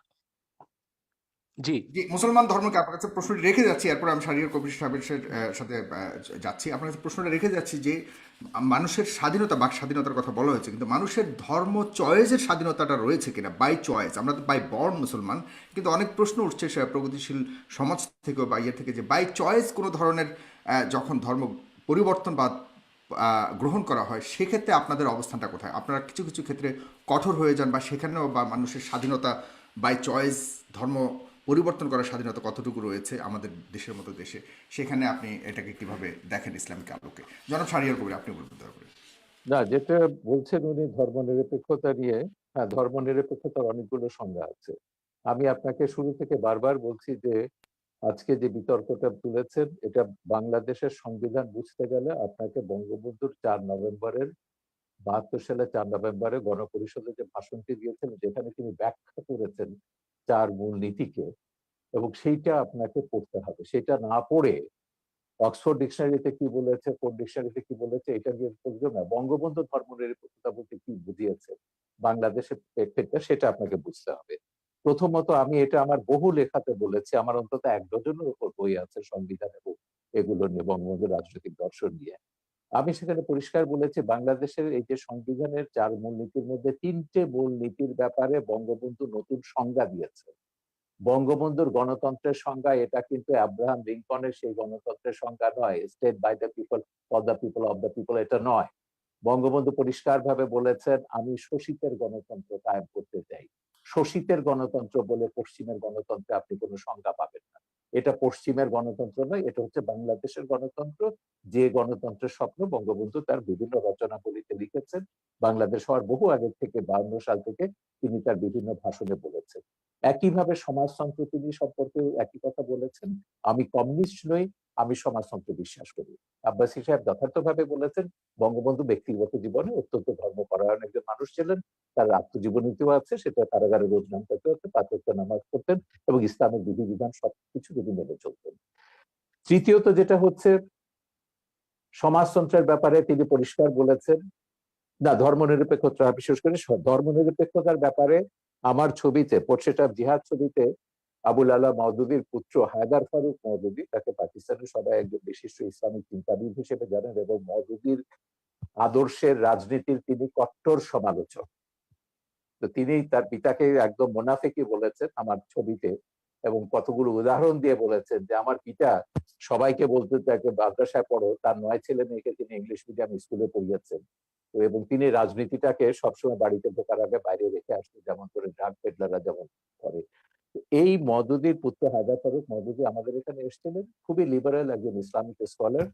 আমাদের সম্মেলনে তিনি পরিষ্কারভাবে বলেছিলেন, জামাত ইসলামীর সমালোচনা করতে গিয়ে তিনি যেটা বলেছেন যে ধর্মনিরপেক্ষতাকে আমাদের দেশে, বিশেষ করে মুসলমান প্রধান দেশে, বিকৃতভাবে এটাকে ব্যাখ্যা করা হচ্ছে বা সংজ্ঞা নির্ধারণ করা হচ্ছে। যেমন আরবিতে ধর্মনিরপেক্ষতা, আপনি গুগল খুলে দেখুন, ধর্মনিরপেক্ষতার আরবি শব্দ হচ্ছে দুনিয়াই, যেটা যথার্থভাবে আব্বাসী সাহেব বলেছেন ইহজাগতিকতা। এবং ফ্রান্সে আপনি দেখুন ধর্মনিরপেক্ষতা অনেকটা হচ্ছে নাস্তিকতা সমার্থক, কারণ সেখানে বলছে ফ্রান্সে কোনো পাবলিক প্লেসে রিলিজিয়াস কোনো সাইন থাকতে পারবে না, যেমন সেটা খ্রিস্টান প্রধান দেশ, কিন্তু আপনি ক্রস কোনো স্কুলে, পাবলিক স্কুলে ক্রস ঝোলাতে পারবে না, সেটা তাদের কনস্টিটিউশনের বিরুদ্ধে যায়। উর্দু ডিকশনারিতে আরো এক্সট্রিম ভাবে করা হয়েছে। বাবাই উর্দু যখন উর্দু ডিকশনারিতে সেকুলারিজম উর্দু করেছেন লাদিনী, লাদিনী অর্থ হচ্ছে ধর্মহীনতা। সুতরাং ধর্মনিরপেক্ষতার বিভিন্ন ব্যাখ্যা পশ্চিমে আছে এবং অ্যারাবিক ওয়ার্ল্ডে আছে, উর্দুতে আছে, উর্দু ভাষায় আছে, ফার্সি ভাষাতে আছে, কিন্তু বঙ্গবন্ধু ধর্মনিরপেক্ষতার একটা নতুন সংজ্ঞা দিয়েছেন, যেটা নিয়ে তখন বাম বুদ্ধিজীবীরা সমালোচনাও করেছিলেন, সিরাজুল ইসলাম বদরুদ্দিন ওমরেরা। তারা বলেছিলেন সেকুলারিজমের বাংলা হবে ইহজাগতিকতা, বঙ্গবন্ধু ভুলভাবে এটা ধর্মনিরপেক্ষতা করেছেন। আমার জবাব হচ্ছে বঙ্গবন্ধু জেনে বুঝে সেকুলারিজমের বাংলা ধর্মনিরপেক্ষতা করেছেন, কারণ বঙ্গবন্ধু ওই ইহজাগতিকতায় বিশ্বাস করেন না যেটা কমিউনিস্ট বা নাস্তিকরা যেটা করে। বঙ্গবন্ধু কমিউনিস্টও ছিলেন না, তিনি নাস্তিকও ছিলেন না, তিনি পুরোপুরি আস্তিক ছিলেন। ধর্ম তিনি বিশ্বাস করতেন, তিনি তার কন্যা সবাই ধর্মে বিশ্বাস করেন, কিন্তু ধর্মকে রাজনীতি থেকে পৃথক রাখতে হবে এইটা ভাষণে তিনি পরিষ্কারভাবে উল্লেখ করেছেন, এবং 72-এর সংবিধানে সেটা রাখা হয়েছে। বঙ্গবন্ধুকে হত্যার পর এগুলো সংবিধানের, আমি বললাম যে পাকিস্তানিকরণগুলো হয়েছে বঙ্গবন্ধুকে হত্যার পরে, তার আগে নয়।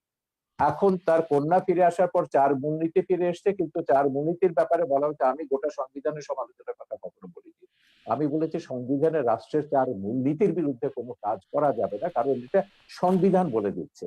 4 মূলনীতির পরিপন্থী কোনো আইন কোথাও কিছু থাকতে পারবে না। আমাদের এখনো শরিয়া আইন নয়, এখানে সেকুলার আইন দিয়ে রাষ্ট্র ব্যবস্থা পরিচালিত হয়, যদিও জামাত, হেফাজত, খেলাফত এরা সবাই শরিয়া আইন কায়েম করবার কথা বলছে, ব্লাসফেমি আইন কায়েম করার কথা বলছে, এবং ভিন্ন মত ভিন্ন ধর্মের সবার বিরুদ্ধে তারা বিষোদ্গার করতে দেখি এরা সহ্য করা হবে না, থাকবে না। ওয়াজগুলো শুনলে আপনি বুঝবেন। আমার কথা খুব পরিষ্কার যে ধর্ম একটা আধ্যাত্মিক ব্যাপার। আপনি যখনই বলবেন যে কি ধর্ম এটা রাজনৈতিক ব্যাপার, তখনই বিভেদ আসবে। উদাহরণ দিয়ে বলি আপনাকে, এটা আপনাকে একটু বুঝতে হবে। 52 সালে যখন পাকিস্তানে কাদিয়ানি দাঙ্গা হলো, মওদুদির নির্দেশে কাদিয়ানি মাসালা যখন লিখলেন, প্রচুর কাদিয়ানিকে সেখানে হত্যা করা হলো। বলা হলো কাদিয়ানিরা মুসলমান নয়, এদেরকে হত্যা করতে হবে। এবং সে কাদিয়ানি দাঙ্গার পরে লাহোরে পাকিস্তানে একটা সামরিক আদালত, একটা কমিশন গঠন করেছিল। প্রথমে আদালত করা হয়েছিল, পরে কমিশন হয়েছে, জাস্টিস মুনির কমিশন এটার নাম ছিল। জাস্টিস মুনিরের নেতৃত্বে একটা কমিশন করা হয়েছিল। এই কমিশন পাকিস্তানের 15 জন ইসলামিক স্কলারকে এবং ধর্মীয় রাজনৈতিক দলের নেতাকে, যেসব ধর্মভিত্তিক রাজনৈতিক দল আছে, জামাত ইসলামী এবং নিজামী ইসলামী তখন ছিল, এদেরকে ডেকেছিলেন এবং তারা কতগুলো প্রশ্ন করেছিলেন। এই মুনির কমিশনের রিপোর্টটা আমি মনে করি একটা যুগান্তকারী বক্তব্য, যেটা হচ্ছে কেন একটা রাষ্ট্র ধর্মের ভিত্তিতে হতে পারে না। সেখানে মুনির কমিশন 4টা প্রশ্ন করেছিল প্রধান ইস্যুতে। একটা হচ্ছে ইসলাম কাকে বলে, মুসলমান কাকে বলে, এবং সেইখানে তারা বলছেন যে 15 জনের মধ্যে 15 জন 15টা ব্যাখ্যা দিয়েছেন ইসলাম এবং মুসলমানের। তারপর কতগুলো প্রশ্ন তারা করছেন, যেমন জামাত ইসলামীকে বলেছেন যে আচ্ছা আপনারা তো ইসলামী হুকুমতে বিশ্বাস করেন, কারণ দেশের অধিকাংশ মানুষ হচ্ছে মুসলমান, তাদের অনুযায়ী শরিয়া আইন অনুযায়ী চলবে। তো ভারতের সংখ্যাগরিষ্ঠ মানুষ তো হচ্ছে হিন্দু, তারা যদি এখন মনুর রাজত্বে বিশ্বাস করে, মনুর সংবিধানে বিশ্বাস করে, হিন্দু আইনে ভারত চলবে, আপনি কি সেটা মেনে নেবেন? তিনি বললেন যে ওটা ভারতের ব্যাপার, আমাদের ওখানে কিছু বলার। ওকে, একটা সেকেন্ড সেটা হচ্ছে, এখন ধরুন ভারত পাকিস্তানের সঙ্গে একটা যুদ্ধ হলো, এখন সেখানে ভারতের মুসলমানদের দায়িত্বটা কি হবে? না, প্রথমে বলে যে পাকিস্তানের হিন্দুদের দায়িত্বটা কি হবে, এখানে তো হিন্দুরা আছে। উনি বললেন না, নিশ্চয়ই ভারতের সঙ্গে পাকিস্তানের যুদ্ধ হলে হিন্দুদেরকে অবশ্যই পাকিস্তানকে সমর্থন করতে হবে, ভারতের বিরুদ্ধে যুদ্ধ করতে হবে। তারপর বললেন এবার আসুন সেখানে ভারতের মুসলমানদের দায়িত্বটা কি হবে। তারা পরিষ্কার বললেন যে ভারতের মুসলমানদের দায়িত্ব হচ্ছে পাকিস্তানের পক্ষে, ইসলামের পক্ষে লড়াই করা, তার নিজের দেশের বিরুদ্ধে। তো এরপরে তারা আরো অনেকগুলো এই ধরনের অসঙ্গতিপূর্ণ প্রশ্ন করেছেন এবং তারপর বললেন যে কে মুসলিম কে মুসলিম নয় এটা নির্ধারণ করার দায়িত্ব সংবিধান সরকারকে দেয়নি। এটা যদি করতে হয় তাহলে এখানে হানাহানি, সংঘর্ষ এটা চলতেই থাকবে। সুতরাং ওই যে কাদিয়ানীদেরকে তখন যত মুসলমান অমুসলিম ঘোষণার দাবি করেছিল, তখন তারা বলেছিলেন এটা রাষ্ট্রের এখতিয়ার নয়, এটা ধর্মের এখতিয়ার, এবং ইসলামেও আছে মোহাম্মদের উম্মতদের মধ্যে এতগুলো ভাগ হবে, কতগুলো ৭৩টা ভাগ হবে, এবং তারা কি কোথায় কি যাবে, বেহেশতে যাবে না দোজখে যাবে, আমি সেই বিতর্কে যাচ্ছি না। ইসলামের এগুলো ভাগ নিয়ে তিনি যেমন বলেন, মদদি নিয়ে তাদের মধ্যে আলেমদের মধ্যে দ্বিমত আছে, খেলাফত নিয়ে দ্বিমত থাকতে পারে, মদদিরা বিশ্বাস করেন, জামাত বিশ্বাস করে তারা গণতান্ত্রিক ভাবে ক্ষমতা যাবে, যে মদদি গণতন্ত্রকে একসময় কুফরি মতবাদ বলেছিলেন, নির্বাচনকে তিনি শিকারী কুকুরের দৌড় বলেছিলেন, পরে তারা আবার নারী নেতৃত্বকে হারাম বলেছিলেন, এগুলো পরে সবই তারা মেনে নিয়েছে। এইটা যদি রাজনীতিকে যদি আপনি নিয়ে আসেন, ধর্মকে যদি রাজনীতিতে নিয়ে আসেন, তাহলে এই যে বিভক্তিগুলো, এই বিভক্তিগুলো কিন্তু আপনাকে টুকরো টুকরো করে দেবে। পাকিস্তানের দিকে তাকিয়ে দেখুন, ইরাকের দিকে তাকিয়ে দেখুন, আল কায়দা আইসিস কি করেছে, তারা তো যা করেছে ইসলামের নামে কিন্তু করেছে। জনাব শাহরিয়ার কবির, আমার এখানে একটা প্রশ্ন আছে আপনার কাছে, আপনি কি মনে করেন ভারত ধর্মনিরপেক্ষ? ভারত সাংবিধানিক ভাবে ধর্মনিরপেক্ষ, কিন্তু বর্তমানে ভারত যেটা করছে এটাকে মোটেই ধর্মনিরপেক্ষ বলা যাবে না। ওকে, সেখানে ধর্মনিরপেক্ষতা রাষ্ট্র জোরাজোরি দিয়েছে। সেখানকার যে ধর্মীয় জনগোষ্ঠী রয়েছে সেখানে কি উগ্র পন্থা রয়েছে কিনা আপনি কি মনে করেন? অবশ্যই আছে, এবং সেখানে তো তার বিরুদ্ধে লড়াই করতে হবে। সেখানকার হিন্দুদের প্রধান দায়িত্ব হচ্ছে সেকুলারিজমে যেসব হিন্দুরা বিশ্বাস করেন সেখানকার সংখ্যালঘিষ্ঠ মুসলমানদের প্রতিষ্ঠান এবং রক্ষার দায়িত্ব তাদের। হিন্দু মৌলবাদের যে উত্থান হয়েছে বর্তমানে, সেটাকে আপনি কতটুকু বিশ্বাস করেন এবং সেই হিন্দু মৌলবাদের সর্বশক্তির সহায়তা নিয়ে বর্তমানে বিজেপি সরকার অধীন রয়েছেন? আমি এটা কখনো অস্বীকার করছি না, তো আমি মানা করলাম কখন? এটা ভারত কেন বলছেন? সারা বিশ্বব্যাপী এখন মৌলবাদের ধর্মের নামে উন্মাদনা হচ্ছে, ভারতে হিন্দু ধর্মের নামে হচ্ছে, বেশি আমাদের মুসলিম ধর্ম নিয়ে কেন হচ্ছে সেটাই প্রশ্ন। কে বলছে? কে মুসলিম নিয়ে কথা বলছে? আমি মায়ানমারে যখন বুদ্ধিস্ট মঙ্করা যখন মুসলিম নিধন নিয়ে কথা বলছে, সবচেয়ে বেশি রোহিঙ্গাদের ব্যাপারে নির্মূল কমিটি কথা বলেছে, আমাদের সংগঠন কথা বলেছে, আমরা কমিশন গঠন করেছি, আন্তর্জাতিক সেমিনার অন্তত কয়েক ডজন ইন্টারন্যাশনাল সেমিনার করেছি, যে বার্মাতে বুদ্ধিস্ট মঙ্কদের একটা গোষ্ঠী, আমি গোটা বৌদ্ধ ধর্মকে বলবো না, মঙ্করা, আমি কখনো ইসলাম ধর্ম বলছি না, হিন্দু ধর্ম বলছি না, কিছু ধর্ম ব্যবসায়ী রাজনৈতিক মতলবে ধর্মকে ব্যবহার করছে, ইহুদি ধর্মের নামে যেমন করছে, হিন্দু ধর্মের নামে হচ্ছে, ইসলাম ধর্মের নাম হচ্ছে, খ্রিস্টান ধর্মের নাম হচ্ছে, এমনকি সবচেয়ে শান্তির ধর্ম যেটা বলা হয় বৌদ্ধ ধর্ম, সেই নামেও কিন্তু হচ্ছে, ভারত বার্মাতে হচ্ছে, সিলনে হচ্ছে, এগুলো আমরা দেখছি। সারা বিশ্বব্যাপী দক্ষিণ পন্থার এই তাণ্ডব গুলো আমরা দেখছি। সেই জন্যই আমরা বলছি হিন্দু মৌলবাদের, কথাটা শেষ করতে দিন, হিন্দু মৌলবাদের চাইছি, আমি কোন মৌলবাদকে সাপোর্ট করি না, এমনকি নাস্তিকরাও যখন মৌলবাদীদের ভাষায় কথা বলে সেই নাস্তিকতাকেও আমি সমর্থন করি না। আমার কথা হচ্ছে বিশ্বে আস্তিক আছে, নাস্তিক আছে, ৬০০ কোটি মানুষ বিভিন্ন ধর্মে বিশ্বাস করে, ১০০ কোটি মানুষ কোন ধর্মে বিশ্বাস করে না। এই পৃথিবীতে সব মানুষের সমান অধিকার মর্যাদা নিয়ে বাস করবার অধিকার আছে। এইটাকে আপনি যে ধর্মের নামে দিন না কেন বিভক্তি করতে পারবেন না। জি, আপনার কাছে আবার আসছি ডক্টর এনায়েতুল্লাহ আব্বাসী, বলবেন দয়া করে। আপনার কাছে আমি কিছু প্রশ্ন রাখতে চাই, আমার কাছে অনেকগুলি প্রশ্ন রয়েছে, কিন্তু আপনাকে ছোট করে প্রশ্নগুলো বলছি। জনাব এনায়েতুল্লাহ আব্বাসী, যে কোরআনের রাজনীতি সম্পর্কে কোনো আয়াত রয়েছে কিনা কোরআনে? নাম্বার 1। ইতিমধ্যে রাজনীতির ব্যাপারে কয়েকটি আয়াত এবং সহিহ হাদিস শুনিয়েছি। হ্যাঁ, এটা বলবেন। এরপর ধর্মনিরপেক্ষতা মানে কি? ধর্মহীনতা নয়, এটা কতটুকু ঠিক? কিছু বুদ্ধিজীবী বলে থাকে ইসলামের ব্যাখ্যা, আমি উত্তর দিচ্ছি। আপনি দিয়েন, আমি কিছু ইসলামের ব্যাখ্যা কি বাংলাদেশি আলেমদের কাছ থেকে নিব? ইসলামের ব্যাখ্যা না সাগর, কথা হচ্ছে সাগর আপনি প্রশ্নটাকে অন্যদিকে নিয়ে যাচ্ছেন। আমি ইসলামের ব্যাখ্যা শুনতে চাইছি না, আমি শুনতে চাইছি বঙ্গবন্ধু সেকুলারিজম সম্পর্কে সংবিধানে কি বলেছে। পরে প্রথম বাক্যটি হচ্ছে ধর্মনিরপেক্ষতা মানে ধর্ম। হ্যাঁ, আপনারটা বলবে, আমি পাশাপাশি অন্য কিছু প্রশ্ন আসছে সেটাই আমি দিচ্ছি, উনি একসাথেই বলবেন সবগুলো। আপনাদের ইসলামীয় রাজনৈতিক সাগর উদ্দেশ্য সাহেব, কি, এবং এটা তো বলে গেছেন। আহ, জি, আপনি বলুন তারপর। জি। জি, প্রথম কথা হচ্ছে তিনি একটি কথা স্বীকার করেছেন, ধর্মহীনতা বা সেকুলারিস্টের অর্থ জাগতিক, এই অর্থে বঙ্গবন্ধু বাংলাদেশে ধর্মনিরপেক্ষতা চাননি। যেহেতু ধর্মনিরপেক্ষতার আবিষ্কার কখন থেকে, এই তত্ত্বটা পৃথিবীকে কে দিল, এখানে স্পষ্ট ইতিহাসের মধ্যে আছে, secularism was first used by the British writer George Holyoake in 1851। 1851 সালে ব্রিটিশ লেখক তিনি জর্জ হলিওক তিনি প্রথম ধর্মনিরপেক্ষতার তত্ত্ব আবিষ্কার করেছেন। এখন সেই তত্ত্ব অনুযায়ী যদি বঙ্গবন্ধু ধর্মনিরপেক্ষতা না ধর্মহীনতা হয় কিংবা ইহজাগতিক একটিও না হয়, তাহলে তো ধর্মনিরপেক্ষতার সংজ্ঞাটি বদলে দেওয়া উচিত।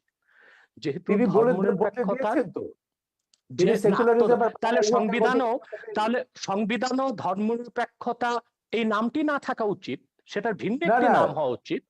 সে আমি শেষ ইহজাগতিকতা করি, বা একটু একটু ধর্মহীনতা নয়। একটু একটু একটু শেষ করি।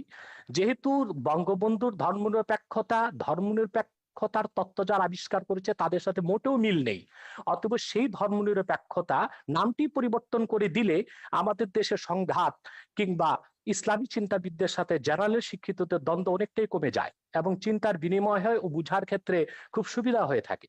দ্বিতীয় যে কথাটি শাহরিয়ার কবির সাহেব বলেছেন, যে বারবার তিনি পাকিস্তানের প্রসঙ্গ আর মওদুদির প্রসঙ্গ টেনে আনেন। পাকিস্তান আমাদের কোন আদর্শ নয়, বা আবুল আলা মওদুদিও চিন্তা চেতনা বা ইসলামের সংজ্ঞা নেবার ক্ষেত্রে কোনো ধরনের আমাদের মডেল নয়, আদর্শ নয়। কাদিয়ানি সম্প্রদায় নিঃসন্দেহে অমুসলিম এবং কাফের, এটা কোরআন, হাদিস এবং ইজমাই উম্মতের সর্বস্বীকৃত সিদ্ধান্ত অনুযায়ী প্রতিষ্ঠিত, কারণ তারা খাতমে নবুয়তকে বিশ্বাস করে না। আল্লাহ এক, আল্লাহর একত্বে এবং কারো শরীক এরা নাই। হত্যার যোগ্য, তাই তো? শেষ করতে দেন, একটু এদেরকে শেষ হত্যা করছি করাটা আমি, বৈধ। একটু একটু হুম। একটু শেষ করছি আমি। দ্বিতীয়ত, হ্যাঁ হুজুর, আল্লাহ যদি এক, একটু সাপ্লিমেন্ট করে শেষ করি, তাহলে সুবিধা একটু হয়, শেষ আপনি করি, সাথে সাথে জবাব দিতে পারবেন। শেষ জি। করি, আমি শেষ করছি। আল্লাহ এক, আল্লাহর একত্বে কারো শরীক নেই। ঠিক সেভাবে মোহাম্মদ সাল্লাল্লাহু আলাইহি সাল্লামকে আল্লাহ তাআলা ১৫০০ বছর আগে প্রেরণ করে নবুয়ত ও রিসালাতের দরজা চিরতরে বন্ধ করে দিয়েছেন। ওনার পরে আজ পর্যন্ত কোনো প্রকারই নবী কিংবা রাসূল আসে নাই, কিয়ামত পর্যন্ত আসবে না। এটাকে বলা হয় আকীদায়ে খাতমে নবুয়ত। এই আকীদা খাতমে নবুয়তকে যে বিশ্বাস করবে না, নিঃসন্দেহে সে অমুসলিম এবং কাফের। সেজন্য কাদিয়ানী সম্প্রদায় অমুসলিম এবং কাফের, এটা ৫৭টি মুসলিম রাষ্ট্রের অধিকাংশ মুসলিম রাষ্ট্রেই সংসদীয়ভাবে বিল পাস করে ঘোষণা করা হয়েছে। দুঃখজনক আমাদের বাংলাদেশে এখনই হয়নি, কারণ বাংলাদেশে কাদিয়ানীদের পক্ষাবলম্বন করার জন্য প্রচুর বুদ্ধিজীবী নামের বুদ্ধি প্রতিবন্ধী আছে। এখন হত্যার কথা এসেছে, আমরা যদি পাকিস্তানের সেই সময়ের আন্দোলনটা দেখি, হযরত আল্লামা মাহমুদুল হাসান, মুফতি শফি সাহেব রহমতুল্লাহ সহ ইসলামী চিন্তাবিদগণ যখন আন্দোলন করেছেন, কাদিয়ানী বিরোধী আন্দোলনে ১০,০০০ মুসলমান শাহাদাত বরণ করেছে। আমি জানতে চাই, কাদিয়ানী কয়জনকে হত্যা করা হয়েছে পাকিস্তানে, তার কোনো হিসাব কি দিতে পারবেন শাহরিয়ার কবির সাহেব? অথচ কাদিয়ানীদেরকে অমুসলিম ঘোষণার দাবি আদায় করতে যে পাকিস্তানে ১০,০০০ মুসলমান শাহাদাত বরণ করেছে, কারণ চরম সেকুলারির ধর্মনিরপেক্ষ ভুট্টো মুসলমানদের বিপক্ষে অবস্থান নিয়েছিল। ১০,০০০ মুসলমানের রক্তের বিনিময়ে কাদিয়ানীদেরকে রাষ্ট্রীয়ভাবে পাকিস্তান সরকার অমুসলিম ঘোষণা করেছিল। তৃতীয় যে বিষয়, ইসলামের সংজ্ঞা কোন বুদ্ধিজীবী কি দিল সেটা পরের কথা। আল্লাহ তাআলা স্পষ্ট কোরআনে বলেছেন, আল্লাহ তাআলা স্পষ্ট করে দিয়েছেন কোরআনে, কে মুসলিম কে অমুসলিম, কে কাফের কে মুমিন। এখন মনে করুন আমাদের শাহরিয়ার কবির সাহেব নিজকে নিশ্চয়ই মুসলিম পরিচয় দিচ্ছেন, কিন্তু কোরআনের কোথাও উনি যে মুসলিম ওনার নামটি খুঁজে পাওয়া যাবে না, তাই বলে কি ওনাকে মুসলিম বলা যাবে না? আপনি সাগর, আপনার নাম কোরআন কারীমে কোথাও নেই যে সাগর একজন মুসলিম ব্যক্তি, আপনাকে কিভাবে আমি মুসলিম বলবো? কে মুসলিম কে অমুসলিম সেই সংজ্ঞা কোরআন দিয়েছে। সেই সংজ্ঞা অনুযায়ী যে যুগে যে লোক আসবে, মুসলিমের সংজ্ঞায় যে সংজ্ঞায়িত হবে তাকে আমরা মুসলিম বলবো, অমুসলিমের সংজ্ঞায় যে সংজ্ঞায়িত হবে তাকে আমরা অমুসলিম বলবো। যেহেতু কোরআন সুন্নাহ ও ইজমাই উম্মতের মতে কাদিয়ানী সম্প্রদায় অমুসলিম, সেজন্য আমরা তাদেরকে অমুসলিম এবং কাফের জানি, এবং এটা কোরআনের মত, হাদিসের মত, ইজমাই উম্মতের মত। ধর্মনিরপেক্ষতার বিষয়ে বাংলাদেশের যে বিষয়টা আসছে, আবারও আমি বলবো, যেহেতু বঙ্গবন্ধু তিনি ধার্মিক লোক ছিলেন এবং তিনি পাশ্চাত্য ধর্মনিরপেক্ষতায় বিশ্বাসী ছিলেন না, ওনার ধর্মনিরপেক্ষতার সংজ্ঞা ভিন্ন ছিল, তাহলে সংবিধানে ধর্মনিরপেক্ষতা শব্দটি পরিবর্তন করে বঙ্গবন্ধুর মতাদর্শের জুৎসই একটি সংজ্ঞা দিয়ে দিলেই তো সুন্দর হয়ে যায়। চতুর্থ যে বিষয়টি শাহরিয়ার কবির সাহেব বলেছেন, মৌলবাদী। মৌলবাদ আর উগ্রবাদ এক জিনিস নয়। আমরা প্রতিটি মুসলিম নিজকে মৌলবাদী মনে করে থাকি। মৌলবাদ শব্দটার উৎপত্তি কোত্থেকে? ফান্ডামেন্টালিজম, এটা কোত্থেকে এসেছে? ইউরোপে যখন রেনেসাঁ বিপ্লব হয়েছে, সেখানে খ্রিস্টানরা দুই ভাগে বিভক্ত হয়েছিল, ক্যাথলিক, প্রোটেস্ট্যান্ট। প্রোটেস্ট্যান্টরা বিশ্বাস করতো আক্ষরিক অর্থে বাইবেল ঐশ্বরিক, আর ক্যাথলিকরা বিশ্বাস করতো আক্ষরিক অর্থে বাইবেল ঐশ্বরিক নয়। তখন ক্যাথলিকরা প্রোটেস্ট্যান্টদেরকে ফান্ডামেন্টালিস্ট বা মৌলবাদী আখ্যায়িত করেছিল। সেই হিসেবে যদি আমরা আক্ষরিক অর্থে কোরআনকে বিশ্বাস করার কারণে মৌলবাদী হয়ে থাকি, অবশ্যই আমরা মৌলবাদী, এবং সেই মৌলবাদকে আমরা লালন করি কোরআনকে আক্ষরিক অর্থে বিশ্বাস করার কারণে।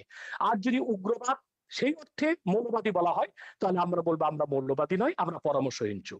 আমরা খেলাফতি বিশ্বাসী, ইসলামের মূলে বিশ্বাসী, এবং ইসলামের রাজনৈতিক আদর্শে বিশ্বাসী। খেলাফতটা কিভাবে কায়েম হবে একটু ব্যাখ্যা করেন। হ্যাঁ, খেলাফত বিভিন্ন ভাবে কায়েম। যে কাজটি এখন বাংলাদেশে হচ্ছে, জনমত তৈরি করা হচ্ছে, যারা ইসলামী রাজনীতির পক্ষে তারা আলাপ আলোচনার মাধ্যমে, ওয়াজ নসিহতের মাধ্যমে মানুষকে এটি বুঝাতে সক্ষম হচ্ছে। ইলেকশন করবেন না, কোরআন সুন্নাহর রাজনৈতিক, সেটাও বলছি, আপনারা কি ইলেকশন করবেন না? সেটা বলছি আমি। কোরআন সুন্নাহর রাজনৈতিক আদর্শ হচ্ছে শুধুমাত্র খেলাফত। প্রথম হচ্ছে থিওরিক্যাল, আমরা সেই থিওরিক্যাল বিশ্বাসটি মানুষের মধ্যে গড়ে তুলছি, একসময় মানুষ খেলাফতে বিশ্বাসী হবে। এখন যদি সেই খেলাফতকে প্রতিষ্ঠা করতে যে আমাদেরকে ইলেকশন করতে হয়, সেটা ইলেকশনকে খেলাফত সমর্থন করে না। কিন্তু শরীয়তের একটি অন্যতম উসুল হচ্ছে যে আয-যারুরাতু তুবিহুল মাহযুরাত। আরেকটি উসুল হচ্ছে আয-যারুরাতু তাতাকাদ্দারু বিকাদরি যারুরা। বিশেষ প্রয়োজনে, আপৎকালীন মুহূর্তে যা নিষিদ্ধ তা সাময়িক সময়ের জন্য করা যেতে পারে। অতএব ইলেকশনের মাধ্যমেও যদি রাষ্ট্র ক্ষমতায় যে ইসলামপন্থীগণ খেলাফতকে প্রতিষ্ঠিত করেন, তারপরে রাষ্ট্র ব্যবস্থার নীতি পরিবর্তন করার অথরিটি তারা পাবেন। তৃতীয় যে বিষয়টি আমি বলবো, যে আজকে সারা পৃথিবীতে গণতন্ত্র সমাজতন্ত্র ব্যর্থতার পরিচয় দিয়েছে। গণতন্ত্র সমাজতন্ত্র ধর্মনিরপেক্ষতা কাগজে কলমে আছে, বাস্তবতায় পৃথিবীর কোথাও নেই। বরং পৃথিবীর শক্তিশালী রাষ্ট্রগুলো এখন খেলাফত ব্যবস্থার দিকে ধাবিত হচ্ছে, অঘোষিতভাবে প্রচার না করে।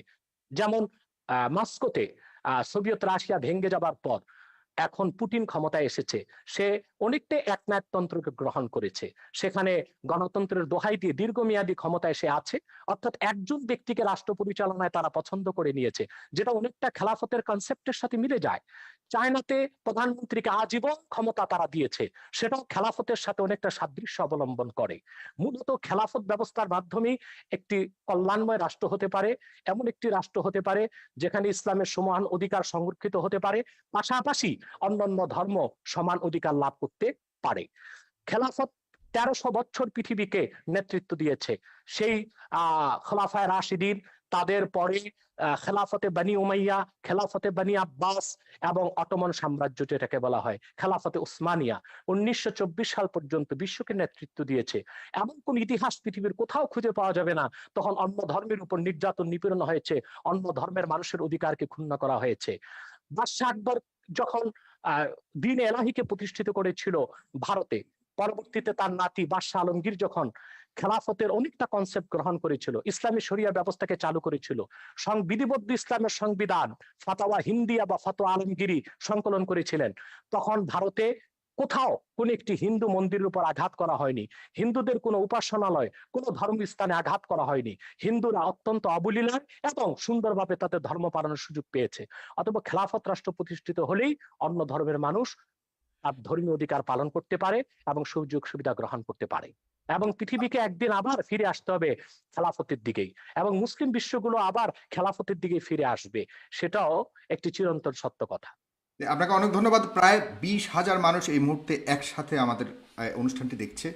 দর্শক, আপনারা অবশ্যই এই 20,000 মানুষ যারাই দেখছেন তারা অবশ্যই আমাদের পেজটিকে লাইক দেবেন, এবং আমাদের যে ইউটিউব চ্যানেলটি আছে সেখানে একটু পরে এটা আবারও প্রচারিত হবে, সেখানে আপনারা দেখতে পাবেন। যারা প্রথম থেকে দেখতে পারেননি তারা অবশ্যই আমাদের ইউটিউব চ্যানেলটিকে সাবস্ক্রাইব করবেন। জনাব শাহরিয়ার কবির, আপনার কাছে আসছে। আপনার অনেক শুনেছেন জনাব ডক্টর এনায়েতুল্লাহ আব্বাসীর কথা।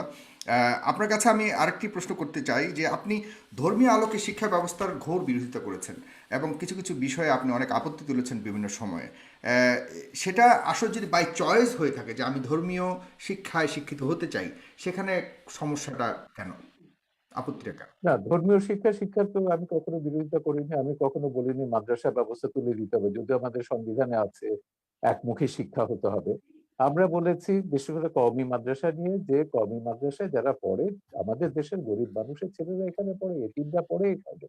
কারণ এই একটা বৃহৎ সংখ্যক ছাত্র বা তরুণ গোষ্ঠীকে আমরা কেন ওই উগ্র মৌলবাদীদের জিম্মি করে রেখে দেবো? এখানকার ক্যারিকুলামে কিন্তু আমাদের কোনো হাত নেই। এরা বাংলাদেশের মুক্তিযুদ্ধের ইতিহাস জানে না।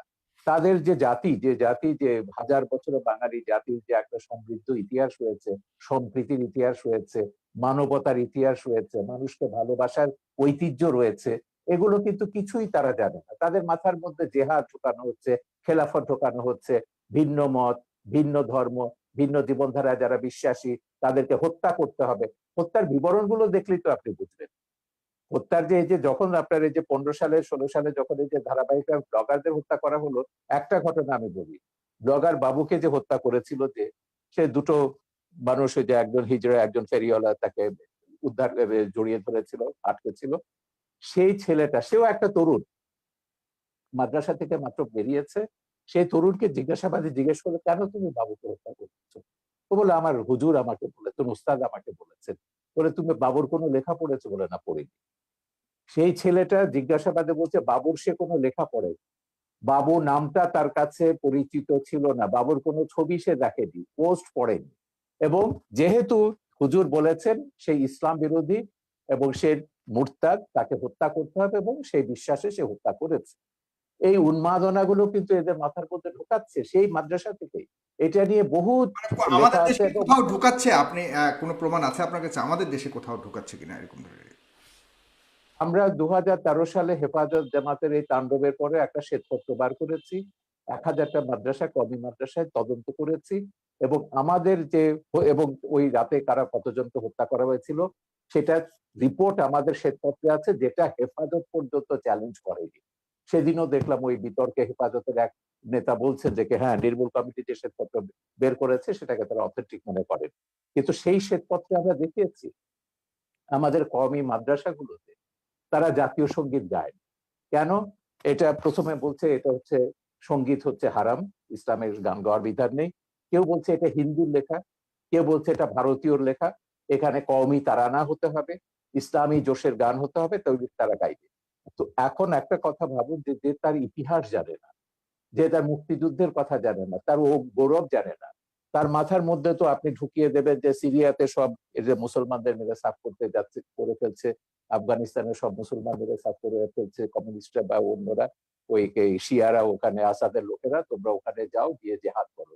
তো তরুণরা কিন্তু এভাবে বিভ্রান্ত হচ্ছে, জেহাদে যাচ্ছে, এবং অনেক বাবা মার কোল খালি হচ্ছে, তারা জানে না তাদের ছেলে কোথায় গিয়ে কোথায় মারা যাচ্ছে, বাট এটাকে তারা জেহাদ কিন্তু মনে করে, ইসলামিক বাংলাদেশে, একটা জনাব শাহরিয়ার, বাংলাদেশের যতগুলি এই উগ্রপন্থা বলে আমরা যতগুলি ঘটনাকে আমরা চিহ্নিত করার চেষ্টা করছি, সেখানে সব কিন্তু আমাদের সাধারণ ইসলামিক মিডিয়ামের, সরি, ইংলিশ মিডিয়ামের ছাত্রছাত্রীরা জড়িত পাওয়া গেছে বিভিন্ন না, তদন্ত। সরি, সরি, সেটা আপনি কয়েকটা করের কথা বলতে পারবেন। আপনি কওমি মাদ্রাসার পাঠ্যপুস্তকটা দেখুন।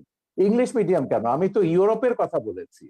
সিরিয়াতে জেহাদ করতে গেছে, সেখানে 5000-এর ওপর সাদা ইউরোপিয়ান মুসলিম, মুসলিম তারা গেছে। তারা কি জন্য? তাদের কয়েকজনের সঙ্গে আমি কথা বলেছি, আমার ছবিতে তাদের ইন্টারভিউ আছে। তারা বলছে it was an adventure, they were killing bad guys and we were the good guys, we went there to kill the bad guys। এই যে গেম গুলো তারা খেলছে, bad guys will be killed by the good guys, এই adventure থেকে তারা বলছে। আমাকে একটা ছেলে বলছিল, সে আবার ইন্ডিয়ান ছবি দেখে, বলে তার হিরো ছিল শাহরুখ খান। বলে, দেখো শাহরুখ খান তো ওখানে দামি একটা রাইফেল নিয়ে এসে যুদ্ধ করছে বা হিরোইজম দেখাচ্ছে, আমি সিরিয়াতে জেহাদ করতে গেছি, I will be having a real AK-47। So এইটা হচ্ছে এক ধরনের উন্মাদনা মানুষের মগজে তৈরি করা হয়েছে, এবং সেই উন্মাদনার কারণে এরা গেছে সেখানে জেহাদ করে, তারপর অনেকে ফিরে এসছে, অনেকে মারা গেছে। কিন্তু এই যে উন্মাদনাটা আপনি তৈরি করে দিচ্ছেন সারা পৃথিবীর তরুণ সম্প্রদায়ের মধ্যে, আজকে তো ইন্টারনেটের প্রযুক্তির কারণে আপনি এইগুলো, এই উন্মাদনা, আমার কথা হচ্ছে খুব পরিষ্কার, আপনি শান্তিপূর্ণভাবে আপনার ধর্ম প্রচার করুন, পালন করুন। কেন একজনকে বাধ্য করবেন? কেন বলবেন সে ধর্ম ছেড়ে চলে গেছে তাকে গলা কাটতে হবে? আমার নামে জামাত বলেন, এই সমস্ত তথাকথিত মৌলবাদীদের হাজারটা ফতোয়া রয়েছে ইউটিউবে, ফেসবুকে, কিভাবে আমাকে জবাই করতে হবে, এবং সেটা ধারালো তরবারি দিয়ে না, বলেছে ঘাড়ের উপর দিয়ে করতে হবে বোতা তরবারি দিয়ে। এগুলো তো সব আমরা জাহানারা ইমামের আন্দোলনের শুরু থেকে দেখছি, যে তাদেরকে মুরতাদ কাফের ট্যাগ লাগিয়ে দাও, ট্যাগ লাগিয়ে তাদেরকে হত্যা করো। উনি যেমন বললেন যে শারিয়ার কবির তো ইসলাম, মুসলমান নয়, মুরতাদ। এখন এই জিনিসটা হচ্ছে, আমি এইগুলো পরিষ্কারভাবে বলেছি, আমি মুসলমান কি মুসলমান না কোন বান্দাকে আমি দায়িত্ব দেইনি সেকে প্রমাণ করবার জন্য বা আমাকে ট্যাগ লাগাবার জন্য। আমি যদি মুসলমান না হই, আল্লাহ আমাকে শাস্তি দেবেন। আল্লাহ ছাড়া আর কারো বিধান এই বিষয়ে, কে মুসলমান কে মুসলমান নয়, কোন বান্দার বিধান প্রগতিশীল সমাজ থেকে যে দাবি করা হচ্ছে কে মুসলমান নয় কে মুসলমান, সেক্ষেত্রে সেটাকেও আপনি কিভাবে দেখছেন? মানে মানে কোন আমরা আমরা আমরা অনেক সময় বলে থাকি বুদ্ধিজীবী সম্প্রদায় থেকে বা আমাদের যারা ইয়ের সেখান থেকে বড় থাকে, না এরা রিয়াল মুসলমান নন, এরা উগ্রবাদী। সেই জিনিসটুকু নির্ধারণ করার দায়িত্ব কার?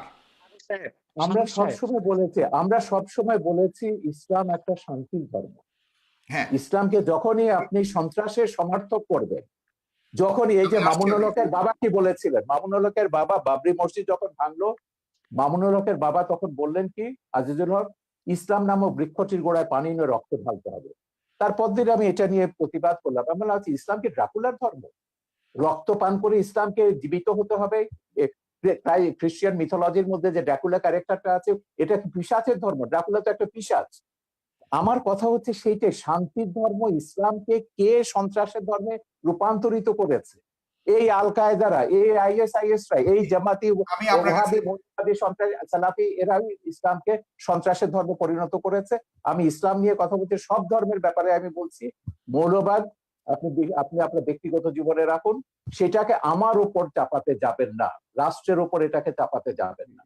আমি আপনার কাছে আবারও আসছি শারীরিক করবে। আমরা অনুষ্ঠানের প্রায় শেষ প্রান্তে, আমরা খুব ছোট করে আরো কিছু মন্তব্য নেব, এবং অনেকেই মন্তব্য করেছেন দর্শক, আপনাদের মন্তব্য থেকে আমি কিছু মন্তব্য নেব একটু পরেই। অবশ্যই আপনারা শেয়ার করবেন অনুষ্ঠানটিকে, তাহলে অনেকেই দেখতে পাবে। আইএস নিয়ে কথা হয়েছে, আইএস নিয়ে এই মাত্র ডক্টর শারীরিক কবির কথা তুলেছেন, সেখানে অসংখ্য মুসলমান হত্যা করা হয়েছে জনাব ডক্টর এনায়েতুল্লাহ আব্বাসী। এই যে মুসলমানরা নিজেরা আরেকটা মুসলমানকে হত্যা করা বা কোনো, এটা কোনোভাবে কি জাস্টিফাইড কিনা ধর্মীয় আলোকে? ধন্যবাদ সাগর আপনাকে। কিন্তু শাহরিয়ার কবির সাহেবের একটি প্রশ্নের উত্তর দিয়েই কথাটি শুরু করা উচিত মনে করছি। তিনি বলেছেন কে মুসলিম কে অমুসলিম এই অথরিটি একমাত্র আল্লাহ তাআলার। আমি তাকে তাৎক্ষণিক প্রশ্ন করছি, এবং উত্তরটি তিনি তার ফ্লোর যখন পাবেন তখন দিবেন, যে কোন ব্যক্তি যদি বাংলাদেশের স্বাধীনতা সার্বভৌমত্বকে অস্বীকার করে, সংবিধান অনুযায়ী সে লোকটি রাষ্ট্রদ্রোহী, এবং রাষ্ট্রদ্রোহী হিসেবে তার শাস্তি হবে। কিন্তু সংবিধানে সেই রাষ্ট্রদ্রোহীর নাম লেখা থাকার প্রয়োজন নেই। ঠিক সেভাবে কে কাফের কে মুমিন, কে মুসলিম কে অমুসলিম, তা আল্লাহ কর্তৃক প্রেরিত সংবিধান কোরআন কারীমের মধ্যে স্পষ্ট করে দেওয়া হয়েছে। অতএব কোরআন কারীমের বিধান অনুযায়ী উলামায়ে কেরাম কে কাফের সেটা বলেন, কে মুসলিম সেটা বলেন। এটা একটি স্পষ্ট বিষয়। খুবই স্থূল চিন্তার, সূক্ষ্ম চিন্তার প্রয়োজন নেই, স্থূল চিন্তাধারীও কথাটি বুঝতে পারে। কোন ব্যক্তি যদি স্বাধীনতা সার্বভৌমত্ব অস্বীকার করে, এখন তাকে যদি রাষ্ট্রদ্রোহী বলে, সে যদি বলে যে সংবিধান আমরা নিতে পারি, আমরা শাহরিয়ার কবির কিছু জিজ্ঞাসা করতে চাচ্ছি, আপনি যদি নেন তাহলে আপনার কথা বলতে সুবিধা হবে। আমি একটু শেষ করছি, আবার শুনবো। অতএব কোরআন কারীমে আল্লাহ স্পষ্ট বলে দিয়েছেন মা ইউজাদুলু ফি আয়াতিল্লাহি ইল্লাল্লাযিনা কাফারু। আল্লাহর কোরআনের আয়াতে যে সন্দেহ করে, অস্বীকার করে, সে কাফের ছাড়া কিছুই নয়। এখন কোরআন কারীমের 6666 খানা আয়াতের কোন একটি আয়াতকে কেউ যদি অস্বীকার করে, আল্লাহর সিদ্ধান্ত অনুযায়ী আমি তাকে কাফের বলবো। তাকে যে কাফের বলবে না, সেও কাফের হয়ে যাবে। তবে তার শাস্তি কি হবে সেটাও কোরআন নির্ধারণ করে দিয়েছে, হাদিস নির্ধারণ করে দিয়েছে। দ্বিতীয় যে কথা তিনি বলেছেন আইএস এর কথা, জিহাদের কথা, সবচেয়ে আফসোসের বিষয়, জিহাদ সম্পর্কে ইসলাম কি বলে আমাদের ধারণাটা মোটেও নেই। আইএস কে আমরা প্রকৃত মুসলিম তো মনেও করি না। সেটা কি মুসলমান দায়ী? আইএস এর প্রতিটি অস্ত্রের গায়ে লেখা ছিল, অস্ত্রের গায়ে it is the property of United state of America. Is এর অস্ত্রগুলো আমেরিকার দেওয়া। ইসলাম মুসলমানের চিরশত্রু আমেরিকা জিহাদ করার জন্য আইএস কে অস্ত্র দিবে কেন? তাতে তো বোঝা যায় বাল মে কুছ কালা হয়, কালা হয়। সন্ত্রাস ছড়িয়ে তার দায়ভার ইসলামের উপর দেওয়ার একটি নিউ কনজারভেটিভ ইহুদি খ্রিস্টানদের রক্ষণশীল সমাজের একটি অপচেষ্টা ছাড়া আর কিছু নয়। কিন্তু সবচেয়ে বড় কথা হচ্ছে, যারা অস্ত্র হাতে মধ্যপ্রাচ্যে জিহাদ করছে তাদেরকে আমরা সন্ত্রাসী বললাম, কিন্তু সেই সন্ত্রাস তৈরির পিছনে যারা ক্ষেত্র প্রস্তুত করলো তাদেরকে আমরা অপবাদ দিচ্ছি না কেন? আমেরিকা ইরাকে হামলা করেছে, অজুহাত ছিল সেখানে কেমিক্যাল উইপন আছে, রাসায়নিক অস্ত্র আছে। একটি স্বাধীন সার্বভৌম দেশকে তছনছ করে দিল, মাটির সাথে মিশিয়ে দিল, কিন্তু তদন্তে দেখা গেল এক ফোঁটা কেমিক্যাল উইপন সেখানে পাওয়া যায়নি। এখন সেখানে ইরাকের মুসলমানরা যদি তাদের স্বাধীনতা সার্বভৌমত্বের জন্য, তাদের অধিকারকে রক্ষার জন্য অস্ত্র হাতে তুলে নেয়, সেই জিহাদ সন্ত্রাস হয়ে যাবে? এতটা অযৌক্তিক অবিচার কোনো মানুষ তো মেনে নিতে পারে না। ফিলিস্তিনে মুসলমান বসবাস করতে আজকে পারছে না, ইসরায়েলি সন্ত্রাসীদের কারণে বাইতুল মুকাদ্দাসে মুসলমান নামাজ পড়তে পারছে না। সেখানে মুসলমান যদি তার অধিকারকে সংরক্ষণ করার জন্য, অধিকারকে আদায় করার জন্য অস্ত্র হাতে তুলে নেয়, সেটা সন্ত্রাস হয়ে যাবে। সারা বিশ্বব্যাপী জাতিসংঘের তত্ত্বাবধানে সন্ত্রাসকে ছড়ানো হচ্ছে। বাংলাদেশের বিষয়ে বলা হচ্ছে কওমি মাদ্রাসার ছাত্ররা সন্ত্রাস করে, অথচ জেএমবি যখন বাংলাদেশে সিরিজ বোমা হামলা করেছে, কওমি মাদ্রাসাগুলো মাঠে ঘাটে আন্দোলন করেছে সন্ত্রাসের বিরুদ্ধে। হাটহাজারী থেকে আহমদ শফি সাহেব তখন মহাপরিচালক ছিলেন, তিনি স্পষ্ট করে ব্যাখ্যা দিয়েছিলেন নিরপরাধ মানুষকে বোমা মেরে হত্যা করা ইসলাম সমর্থন করে না। সে দায়টা কওমি মাদ্রাসা কেন দিবে? এদেশের মাদ্রাসাগুলো কেন দিবে? বরং পিছনে কারা জড়িত ছিল তারাই দায়ী হবে বলে আমরা বিশ্বাস করি। রমনা বটমূলে যখন বোমা হামলা করা হয়েছিল, তখন আমরা দেখেছি দায় দেওয়া হয়েছিল মাদ্রাসা ছাত্রদের, কিন্তু রমনা বটমূলে বোমা হামলার 1 ঘন্টা পরই আমরা দেখেছি বামপন্থী কিছু সংগঠন ব্যানার নিয়ে আলেম ওলামার বিরুদ্ধে মিছিল বের করেছে। তারা কি করে জানতো যে 1 ঘন্টা আগে রমনা বটমূলে বোমা হামলা হবে? নিশ্চয় ঘটনাটির সাথে তারা জড়িত ছিল। সন্ত্রাসী কর্মকাণ্ড করে দায় তারা আলেম ওলামা পীর মাশায়েখের উপর দেওয়ার চেষ্টা করেছে। আলেম ওলামা পীর মাশায়েখদের ইমেজকে, সম্মানকে ক্ষুণ্ণ করার জন্য, এবং বাংলাদেশে যেন ইসলামের রাজনৈতিক উত্থান না ঘটে সেটা ঠেকাবার জন্য। জি অতএব না জেনে না, তথ্য এটাই প্রমাণ আমি ছাড়া। যেটা হচ্ছে, আপনি আহমেদ শফির কথা বললেন, আপনি একটু মন্তব্য করুন। এই আহমেদ শফি 2013 সালের 15ই ফেব্রুয়ারি সমস্ত তথাকথিত ইসলামিক পত্রিকাগুলোতে, জামাতের এবং তাদের সহযোগীদের পত্রিকা, আধা পৃষ্ঠা একটা খোলা চিঠি লিখেছেন প্রধানমন্ত্রীকে। সেখানে আমার নাম, মুনতাসির মামুনের নাম, জাফর ইকবালের নাম, আমাদের সবার নাম উল্লেখ করে বলেছিলেন এইসব নাস্তিক, মুরতাদ, কাফের এরা। এবং তারপর যেটা ব্লগারদের বিরুদ্ধে তিনি তার ঘাতকদেরকে লেলিয়ে দিলেন, তারপর তো সিরিজ অফ ব্লগার হত্যা আমরা দেখলাম, এবং প্রত্যেকে তারা বলেছে, এবং যারা ওই যে ইয়েটা করেছে, এই হলি আর্টিজান ঘটিয়েছে, তারাও বলেছে তারা জাকির নায়কের ওয়াজ শুনে এবং আহমদ শফির ওয়াজ শুনে তারা এগুলো করেছে। ধর্ষণের ব্যাপারে তিনি যেটা বলেছেন, ধর্ষণটা বেড়েছে কেন? আহমদ শফির সেই ওয়াজ কি আমরা ভুলে গেছি? এখনো ইউটিউবে আপনি পাবেন যে গার্মেন্টস এর মেয়েদেরকে তিনি ঘর থেকে বেরোতে মানা করছেন, ঘর থেকে বেরোলে পুরুষের লালা ঝরবে, এবং যে পুরুষের লালা ঝরবে না সে পুরুষ নয়, তাদেরকে প্রকারান্তরে যে গার্মেন্টস এর মেয়েদেরকে জেনাকারিনী বলছে, যে এরা বাইরে যায় জেনা করবার জন্য। এবং আমার ওই ছবি তো ওখানে আছে, একজন এসে বলেছেন যে ইসলামী আইন অনুযায়ী তিনি প্রমাণ ছাড়া এমন কথা বলতে পারেন না, সেই অনুযায়ী তার 80টা দৌড়াপেক হবে। আমি সেইখানে যাচ্ছি না, আমার কথা হচ্ছে দিস ইজ বাংলাদেশ, এটা বাংলাদেশ। এখানে এখনো ইসলামী হুকুমত কায়েম হয়নি, এখনো কোরআনের আইন কায়েম হয়নি। বাংলাদেশ চলবে বঙ্গবন্ধু যে সংবিধান দিয়ে গেছেন সেই সংবিধান অনুযায়ী। যেদিন আপনারা খিলাফত কায়েম করবেন সেদিন আপনাদের কোরআনের আইন কায়েম করুন, আমাকে 100 বার আপনারা হত্যা করুন, তাতে কিছুই যায় আসে না। কিন্তু কথা হচ্ছে যতক্ষণ পর্যন্ত এটা বাংলাদেশ আছে, ততক্ষণ পর্যন্ত বাংলাদেশের সংবিধানের মূলনীতি আপনাকে বিশ্বাস করতে হবে, আমার বাঙালিত্বের চেতনাকে বিশ্বাস করতে হবে। ধর্ম আমি 100 বার বদলাতে পারি, কিন্তু আমি কখনো আমার এথনিক আইডেন্টিটি, বাঙালি সত্তা, আপনিও এখন বাংলায় কথা বলছেন, আপনি নিজেও একজন 1000 বছর ধরে আপনার পূর্বপুরুষরা বাঙালি ছিলেন, এবং ইসলাম গ্রহণ করবার আগে অন্য ধর্ম ছিল কিংবা কোনো ধর্ম ছিল না। ধর্ম আপনি বদলাতে পারেন, কিন্তু যেটা আপনি বদলাতে পারেন না সেটা হচ্ছে আপনার জাতিসত্তা, এথনিক আইডেন্টিটি। এথনিসিটি অনুযায়ী আমরা 5000 বছরের একটা প্রাচীন জাতি, এই প্রাচীন জাতির আমাদের একটা সভ্যতা আছে, ঐতিহ্য আছে, এবং সংবিধানেও এগুলো রক্ষার কথা দায়িত্ব রাষ্ট্রকে দেওয়া হয়েছে।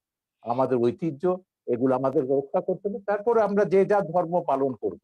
কেউ যদি ধর্ম পালন না করে, তারও এই দেশে থাকবার সমান অধিকার মর্যাদা দিতে হবে, এবং আছে, সংবিধান অনুযায়ী সেটা আছে। আমার কথা হচ্ছে সহিষ্ণুতা প্রদর্শন করুন, সৌভ্রাতৃত্ব প্রদর্শন করুন, ইসলামকে কলঙ্কিত করবেন না, রাজনীতি টেনে এনে সন্ত্রাসকে বৈধতা দিয়ে ইসলামকে আপনারা দয়া করে কলঙ্কিত করবেন না। পশ্চিমারা একটা অজুহাত পেয়ে গেছে, ইসলাম ব্যাশিং একটা শব্দ পশ্চিমে, এবং তাদেরকে গিয়ে বোঝাতে হয় যে না, আমাদের দেশে ইসলাম হচ্ছে, এটা সুফিদের ইসলাম, এটা শান্তির ইসলাম, কিছু সংখ্যক বিপদগামী এগুলো আইএস আল কায়দার প্ররোচনায় তারা এগুলো করছে। কিন্তু এই কথাগুলো যখন আমরা ভিন্ন ধর্মকে যখন আক্রমণ করছি ওয়াজের নাম, ভিন্ন মতাবলম্বীদের যখন আক্রমণ করছি ওয়াজের নামে, এবং অশ্লীল কদর্য ভাষায় কথা বলা হচ্ছে, এবং তখন আপনি কি ধারণাটা দিচ্ছেন ইসলাম সম্পর্কে সেটা বলুন। এবং সেইটার যদি বদলা যদি ভারতের হিন্দু মৌলবাদীরা নেয় কিংবা বারবার বুদ্ধিস্ট মৌলবাদীরা নেয়, সেটার আপনি কি জবাব দেবেন? এই জন্য আমি বলি যে বিশ্বের 57টা দেশে মুসলমানরা মেজরিটি, মাইনরিটির রেসপেক্ট করুন, সমান অধিকার মর্যাদা দিন। জি তাদেরকে ওইভাবে ফতোয়া দিয়ে তাদেরকে হত্যা বা আঘাত করবার ক্ষেত্র তৈরি করবেন না, তাদেরকে প্ররোচিত করবেন না কাউকে যে না শাহরিয়ার কবিরকে হত্যা করলে তুমি বেহেশতে যাবে। এটাই তো তৈরি করা হচ্ছে উন্মাদনা। ব্লগার হত্যার পেছনে এটাই ছিল যে ওকে খুন করতে পারলে, বাবাকে খুন করতে পারলে তুমি বেহেশতে যাবে। জি জনাব এইটাই শাহরিয়ার আমি কবির, আপনার কাছে অনেকগুলি প্রশ্ন দর্শক সারি থেকে অনেকেই লিখেছেন। আমি সব প্রশ্ন করা সম্ভব নয়। প্রায় 9,000 শেয়ার করেছেন, এখান থেকে প্রায় হাজার হাজার মন্তব্য এসছে। কেউ কেউ লিখেছেন, যেমন এম.এ. বাসিত আশরাফ, তিনি লিখেছেন পৃথিবীতে, শাহরিয়ার কবির সাহেবের কাছে প্রশ্ন করেছেন, পৃথিবীতে প্রথম মানবাধিকার এবং নারীদের সম অধিকারের প্রতিষ্ঠাতা কে? উনি কি জানেন পশ্চিমা বিশ্বের দার্শনিকেরা পৃথিবীর শ্রেষ্ঠ মানব দরদী মানুষ হিসেবে কাকে স্বীকৃতি দেয়? ডেফিনেটলি তিনি কাকে মিন করেছেন আপনি জানেন। সেক্ষেত্রে আপনার বক্তব্য জানতে চেয়েছে এই একজন লেখক। এরপরে রয়েছেন কাফায়েতুল্লাহ সাহেব, আপনার মুক্তিযুদ্ধের অবদান সম্পর্কে জানতে চেয়েছে। এরপরে লিখেছেন, বাংলাদেশের স্বাধীনতা আন্দোলনে যারা যুদ্ধ করেছে তারা কি সবাই স্বাধীনতা বুঝতো? তারা কি জেনে শুনে সবাই মুক্তিযুদ্ধে অংশগ্রহণ করেছে? তাহলে নাস্তিকের বিরুদ্ধে আন্দোলন করতে হলে সবাইকে জানতে হবে কেন? এই ধরনের অনেকগুলি প্রশ্ন করেছেন। মাওলানা ওমর ফারুক লিখেছেন, পারভেজ জুয়েল লিখেছেন, এমডি মাসুম লিখেছেন, শাহিদ আহমেদ লিখেছেন, অনেকেই লিখছেন, লিখে যাচ্ছেন। আপনারা লিখতে থাকুন, আমি সম্ভব হলে কিছু নেব। তবে এই পর্যায়ে অনুষ্ঠানের শেষ প্রান্তে চলে এসেছি, 2 মিনিট করে শুধুমাত্র আপনারা দুজন আবারও শেষ বক্তব্য দেবেন। এগুলো কিন্তু জামাতিদের একটা পরিকল্পিত ব্লগ আছে। যখনই আমি কোনো কথা বলি টকশোতে 1000 2000 এগুলো ডিসলাইক আসবে এবং প্রশ্নগুলো করা হবে মুক্তিযুদ্ধ নিয়ে। এটা বলতে বলতে আমি ক্লান্ত হয়ে গেছি। আমার মুক্তিযুদ্ধের কি অবদান আছে, বাংলাদেশের স্বাধীনতা যুদ্ধের দলিলপত্রটা এটা আগাগোড়া পড়ুন। আমি বলে দেবো না কোন পৃষ্ঠা, আপনাকে পড়তে হবে। এই সুযোগে যদি মুক্তিযুদ্ধের ইতিহাসটা আপনাদের মাথায় ঢোকে, পড়ে দিন শাহরিয়ার কবির কি করেছে মুক্তিযুদ্ধের, সাংস্কৃতিক স্কোয়াডে কি অবদান ছিল সেখানে পাবেন। দ্বিতীয় কথা হচ্ছে মানবাধিকার নিয়ে। এখন মানুষের অধিকার মর্যাদা প্রত্যেককে বিশ্বাস করতে হবে। এই পৃথিবীতে আমি শুরুতেই বলেছি যে আমরা 700 কোটি মানুষের মধ্যে 150 কোটি মুসলমান আছে, 150 কোটি হিন্দু আছে, 250 কোটি 200 কোটি খ্রিস্টান আছে, অন্য ধর্মাবলম্বী আছে, নাস্তিকও আছে। আমাদেরকে এই পৃথিবীটাকে বাসযোগ্য করতে হবে। এখানে বাঁচতে হবে সমান অধিকার মর্যাদাকে রেসপেক্ট করে। আমি শুধু এইটাই বলছি, আল্লাহ মানুষ সৃষ্টি করেছেন, আল্লাহ শুধু মুসলমান সৃষ্টি করেন। এইটুকু অন্তত শ্রদ্ধাবোধটা স্রষ্টার উপর আপনার কোনো ডিরেক্ট কোনো প্রশ্ন রয়েছে কিনা একদম সম্পূর্ণভাবে, যেটা আপনি জানতে চান ডক্টর? না না, আমার কোনো প্রশ্ন নেই। আমি তো পরিষ্কার আছি, আমার অবস্থান সম্পর্কে আমি তো পরিষ্কার আছি।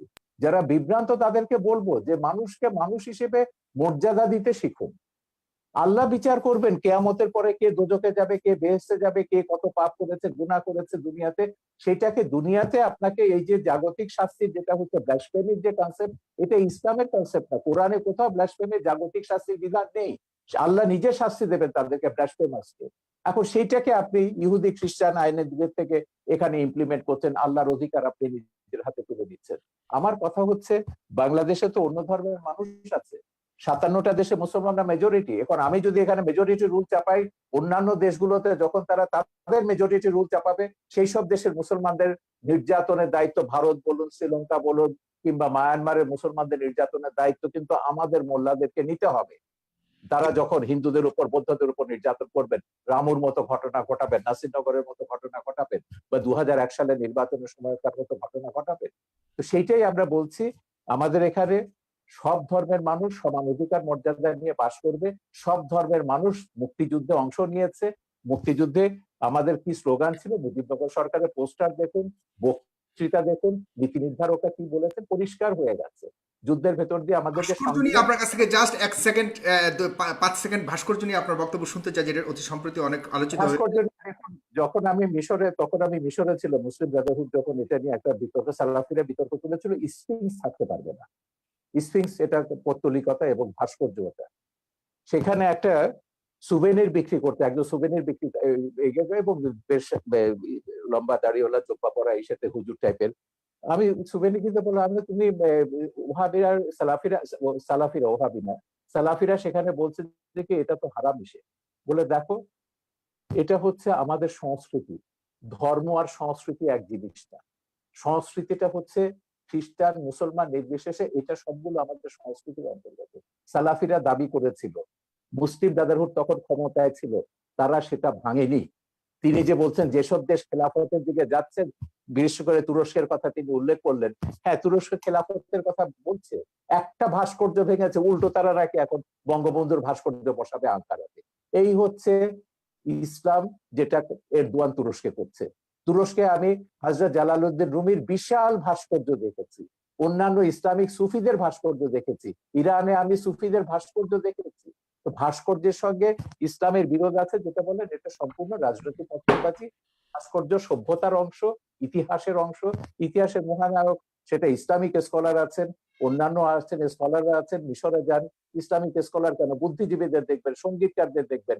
উম্মে কুলসুম বিশাল আরব বিশ্বের সবচেয়ে পপুলার গায়িকা, তার বিশাল ভাস্কর্যে ভাস্কর্য আছে। ভাগাভাগি চলছে, এটা কি আপনি মনে করেন যে রাজনৈতিক কোনো ঘৃণিত? এটা পুরো রাজনীতি, এর সঙ্গে ইসলামের কোনো সম্পর্ক নেই, একদম রাজনীতি। ইসলামিক মোল্লা ওমর যেটা আফগানিস্তানে করেছে সেই কাজটাই তারা এখানে রিপিট করছে। মোল্লা ওমর এখানে কারা বলতে ইসলামের কারা করছে বর্তমানে বাংলাদেশে, যে আপনি ভাস্কর্য ভাঙার পেছনে কাদেরকে দায়ী তারা তো সবগুলো, তারা তো ঘোষণা দিয়ে করছে, খেলাফত, হেফাজত, যারা ইসলামী শাসনতান্ত্রিক আন্দোলন বা তাদেরকে যারা সাপোর্ট করে, যাদের পেছনে জামাত বিএনপি তো রয়েছে, যাদের পেছনে রাজশাহীতে আমরা আইএসআই রয়েছে। দেখেছি আওয়ামী লীগের নেতাদেরকে গ্রেফতার করা হয়েছে। আরে ওটা বাঘা যতীনেরটা তো কাগজে বেরিয়েছে, এটা স্কুল কমিটি নিয়ে তাদের মধ্যে দ্বন্দ্ব, এটার সঙ্গে ভাস্কর্য ভাঙার কোনো সম্পর্ক নেই। ওকে, ভাস্কর্য নিয়ে 2013 সাল থেকে বঙ্গবন্ধু এখানে উপলক্ষ, বঙ্গবন্ধুর গায়ে হাত দিয়েছে বলে আওয়ামী লীগের টনক নড়েছে কেন?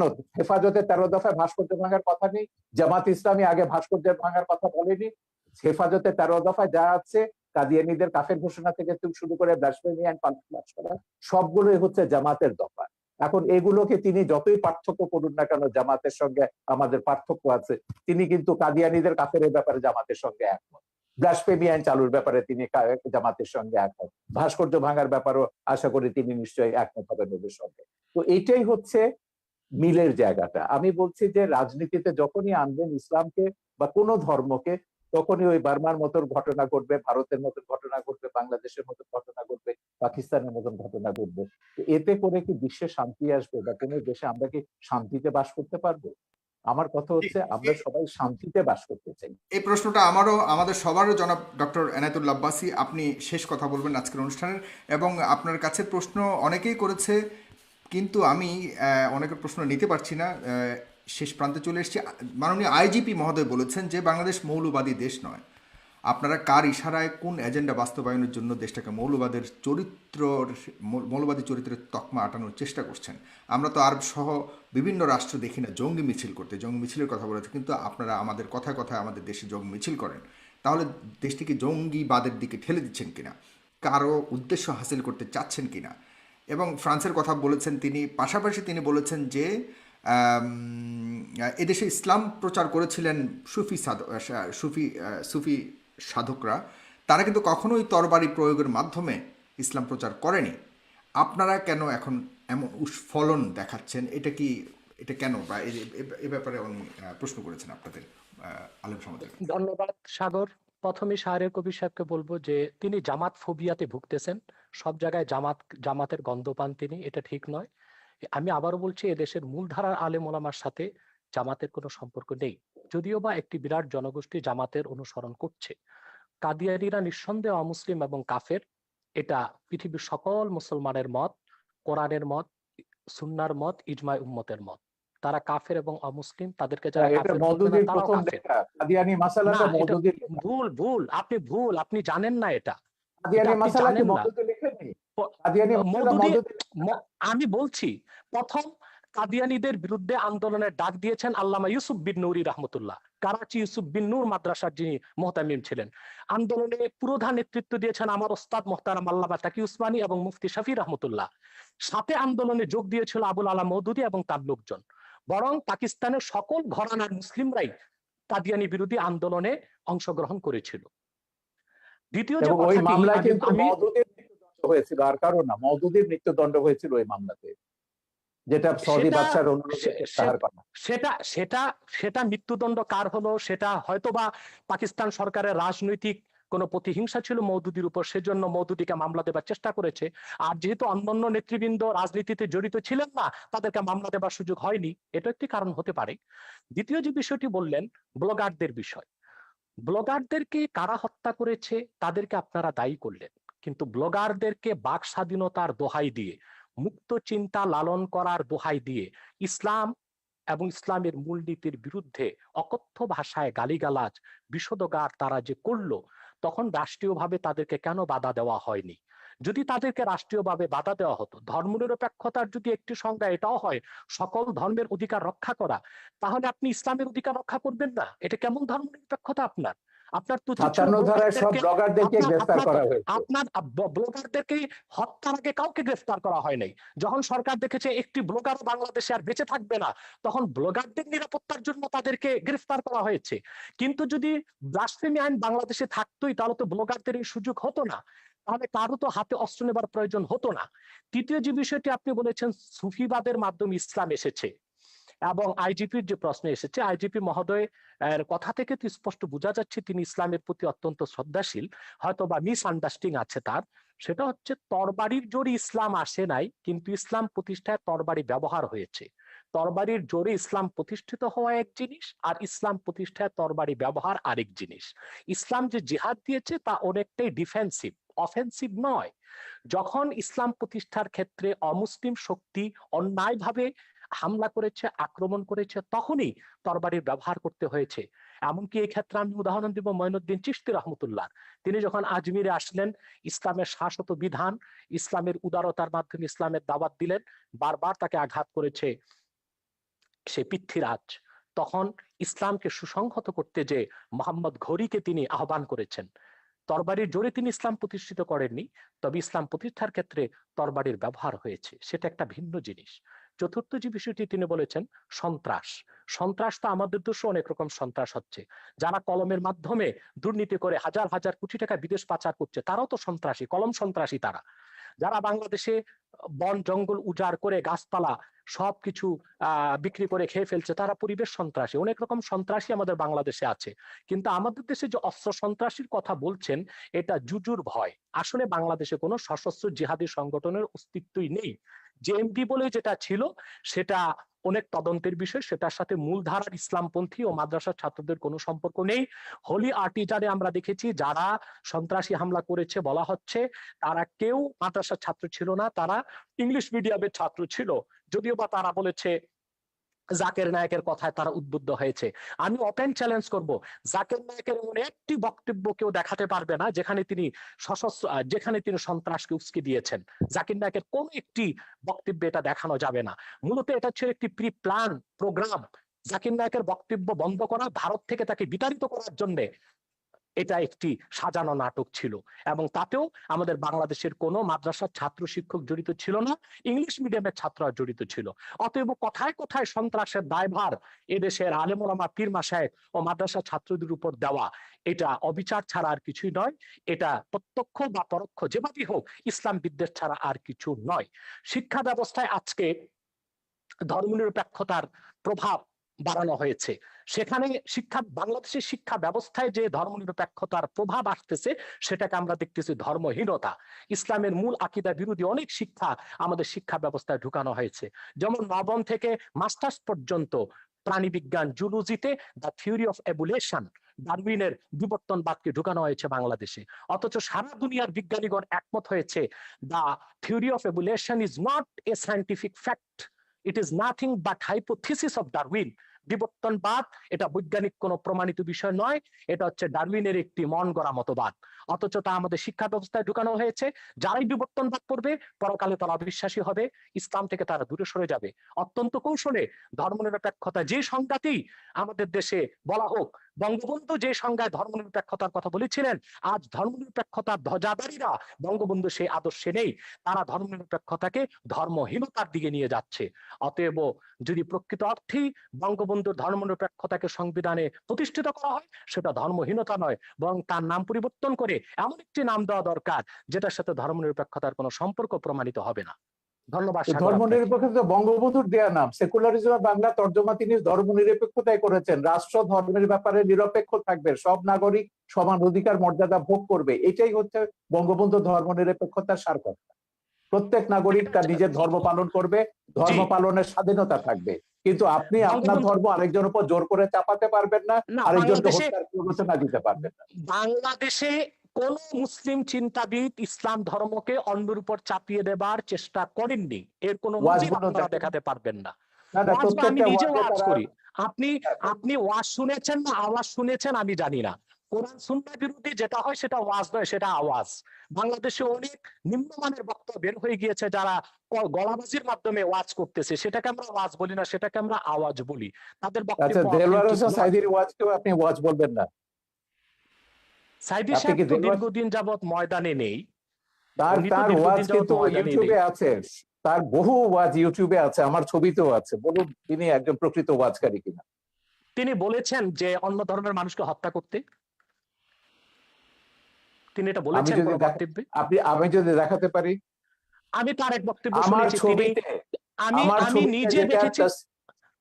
আমি জি, আপনাকে বলি, এদের যে ওই যে মুফতি হান্নানের উপর যে ছবিটা বানিয়েছি, যে সাইদির একজন খুব ঘনিষ্ঠ অনুসারী ছিল যখন সে জামাত করতো, সে প্রত্যেকের নাম ধরে বলেছে, শামসুর রহমান থেকে শুরু করে হুমায়ুন আজাদ থেকে শুরু করে তসলিমা। আমি বলে দেখে লেখা পড়েছে, বলে না লেখা পড়েনি, কিন্তু আমাদের হুজুররা বলেছেন এরা ইসলাম বিরোধী, এরা মুরতাদ, এরা কাফের এবং এরা ওয়াজিবুল কাতাল, ওদেরকে যেখানে পাওয়া যাবে সেখানে হত্যা করতে হবে। এটা পড়ছে, এটা জিহাদ ছবিতে আমি দেখেছি। ওয়াজেদ সাইদির বক্তব্য আছে, হান্নানের বক্তব্য আছে, মুফতি হান্নানের বক্তব্য আছে, আপনি দেখে নিন, ইউটিউবে পাবেন। আমার মনে হয় জালাল হোসেন সাইদি সাহেব এতটা পাতলা কথা বলার লোক নয়, যদিও বা আমি তার অনেক বক্তব্য শুনিনি। তবে আমি তার একটি বক্তব্যে দেখেছি, তিনি যখন বা ধর্ম মন্ত্রণালয়ের স্থায়ী কমিটির সদস্য ছিলেন, তিনি হিন্দুদের পূজা মণ্ডপে গিয়েছেন এবং তাদেরকে নিরাপত্তার ব্যবস্থা করেছেন, সেটাও তো প্রমাণ রয়েছে। আপনি এবং কিভাবে 71 বলবেন যে সালে তিনি হিন্দুদের কি করেছেন সেটা ট্রাইব্যুনালে প্রমাণ হয়েছে। 71 সালে তিনি হিন্দুদের উপর কি করে জোর করে কাকে মুসলমান বানিয়েছেন, কাকে পাকিস্তানিদের ধরিয়ে দিয়েছেন, তো সাক্ষীরা তো ট্রাইব্যুনালে এগুলো প্রমাণ করেছে। সেটা তো ট্রাইব্যুনালের বিষয়। কিন্তু দেলোয়ার হোসেন সাইদি সাহেব মানি ওয়াজ নয়, আর দেলোয়ার হোসেন সাইদি সাহেব মানি এদেশের আলেম ওলামা নয়। সেটা একটি বিচ্ছিন্ন বিষয়কে টেনে সকল আলেম ওলামা, পীর মাশায়েখ এবং ওয়াজ আমি নসিহতের উপর জানি যে সাইদির এইভাবে যে দায় চাপিয়ে পপুলার দেওয়া উচিত ওয়াজকারী হবে না। আর কেউ নেই বাংলাদেশে। হ্যাঁ, বাংলাদেশে সেটা তার যতজন ওয়াজকারী আছে সবচেয়ে পপুলার, সবচেয়ে বেশি পপুলার হচ্ছে সাইদির, এবং আপনি বাসে টাসে সব জায়গায় সাইদির ওয়াজই শুনবেন। তো যাই হোক, তাতে আমার তো কথা আপনি হচ্ছে তাতে তো আপনি প্রমাণ আমার কথা করছেন হচ্ছে তিনি আব্বাসী সাহেব, জনপ্রিয়, তিনি এদেশের আব্বাসী মানুষের মন সাহেব, জয় করতে পেরেছিলেন। ঠিক আছে আব্বাসী সাহেব, আমার কথা হচ্ছে আপনি আগে বলেছেন আমরা ইসলাম বা কোনো ধর্মের বিরুদ্ধে নয়, আপনি শান্তিপূর্ণভাবে ওয়াজ করুন, ইসলামে আহ্বান করুন, কিন্তু সন্ত্রাস, হানাহানি, একে মারো, ওকে ধরো, ওকে জবাই করো, এগুলো এই হুমকি, রাষ্ট্রকে ইসে করতে হবে, এটা করতে হবে, জেহাদ করতে হবে, এই জেহাদ মানে তো এই যে উগ্রতা। এবং এই উগ্রতার কারণে আপনি কিন্তু ওই যে ইরাকের কথা বলেছেন, আপনি কোথায় ছিলেন আমি জানি না, ইরাকে যখন রাত্রেবেলায় আমেরিকা আক্রমণ করলো, আমরা পরের দিন বিশাল মিছিল বার করেছিলাম ইরাকে আমেরিকার হামলার বিরুদ্ধে। এখন ইরাকে কি করেছে? ইরাকে তো একটা সেকুলার ইস্যু ছিল, ইরাক ছিল সাদ্দাম হোসেনের, এবং সেই সেকুলার ইস্যুর পরে করতো, কি হলো, সেজন্য ইরাকে মিছিল করেছেন। হ্যাঁ, ইরাক তারপর তো একটা ইসলামিক রাষ্ট্রে পরিণত হলো, এখন তারা জিহাদ করছে। যাই হোক, আমরা আমেরিকার যত জায়গাতে জেহাদিদের, এই যে তালেবান, আল কায়দা, এটা আমার ছবিতেই আছে, আমেরিকা কি করে এদেরকে তৈরি করেছে, জেহাদকে, পলিটিক্যাল ইসলামকে কিভাবে আমেরিকা মদদ দিচ্ছে, এটা আমার ছবিতেই আছে। সোভিয়েত ইউনিয়নকে ধ্বংস করবার জন্য আমেরিকা পলিটিক্যাল ইসলামকে সবুজ বলয় তৈরি করেছে লাল বলয়ের পাশে। এইটা আজকে সর্বজন বিদিত সত্য। আমেরিকা এখন তৈরি করে, এখন তারা নিজেরা ফ্র্যাঙ্কেনস্টাইনের ভয় দেখছে, 9/11-এর মতো ঘটনা করছে। তো আমেরিকানদের বলেছে, জামাত ইসলামীকে তো এখনো তারা মডারেট ইসলামিক পার্টি মনে করে, এখনো জামাত প্রেম তাদের কাটেনি। পরশুদিন আমেরিকার স্টেট ডিপার্টমেন্টের সঙ্গে আমাদের একটা দীর্ঘ ওয়েবিনার হয়েছে। আমেরিকা বলুন, আমেরিকার শয়তানিও আমরা জানি, ধর্ম নিয়ে যারাই রাজনীতি করেছে তারাই সংখ্যালঘুদের উপর, মানুষের সমান অধিকার মর্যাদার উপর আঘাত করেছে। এগুলো আমাদের ভুলে যেতে হবে। আমাদের কথা হচ্ছে সমাজে সংখ্যা গরিষ্ঠ থাকবে, সংখ্যালঘিষ্ঠ থাকবে, আস্তিক থাকবে, নাস্তিক থাকবে। আমাদের কি করে আমরা শান্তিতে বাস করব, দেশটাকে এগিয়ে নিয়ে যাব। আপনি ধর্ম প্রচার করুন না, শান্তিপূর্ণভাবে ধর্ম প্রচার করার অধিকার তো সংবিধান আপনাকে দিয়েছে। বঙ্গবন্ধুর ওই যে ধর্ম নিরপেক্ষতার যে ব্যাখ্যাটা দিয়েছে, সেখানে বলেছে প্রত্যেক ধর্মের মানুষ শান্তিতে তাদের ধর্ম পালন করবে, প্রচার করবার সব রকম স্বাধীনতা দেওয়া হয়েছে। কেন একটা ধর্ম আপনাকে জোর করে অন্যের উপর চাপিয়ে দিতে হবে? আপনি দাওয়াত দিন শান্তিপূর্ণভাবে, আমাদের কোনো অসুবিধা নেই। কিন্তু শান্তিতে যখন ধর্ম প্রতিপালন করার কথা তো বহু আগে, 1400 বছর আগে আমাদের মহানবী সাল্লাল্লাহু আলাইহি ওয়াসাল্লামও বলে গেছেন। আমার কাছে বলেছেন, আমি সেটাই বলছি, তো আমি সেটাই বলছি, মহানবী কেন, প্রত্যেক মহাপুরুষরাই বলেছে, কোরআনেও আছে, আল্লাহ প্রত্যেক জাতির জন্য বাংলাদেশে নবী অশান্তিটা পাঠিয়েছেন। আপনি কোথায় দেখেছেন? আমি যদি বলি ওয়ার্ল্ড যখন রাজনীতির সঙ্গে ধর্ম যোগ ওয়ার্ল্ড করবে তখন কনটেক্সটে অশান্তি আসবে। উগ্রবাদের কারণ ওই যে পক্ষে উনি যেটা বলেন, আব্বাসী বাংলাদেশ সাহেব যেটা অনেক বললেন, অনেক ভালো অবস্থাতে আছে। জি। আমি তো জানি, আমি তো জানি সেইটাকে নষ্ট করবার জন্য তো তারা গৃহযুদ্ধের হুমকি দিচ্ছে এখন। বলেছে 2013 সালের চেয়ে ভয়াবহ ঘটনা ঘটবে যদি বাংলাদেশ থেকে এসব ভাস্কর্য ভাঙা না হয়, সরিয়ে না আনা হয়। গৃহযুদ্ধের হুমকিটা কারা দিচ্ছে? কারা দেশটাকে পরাজয়ের প্রতিশোধ দিতে চাইছে 71-এ?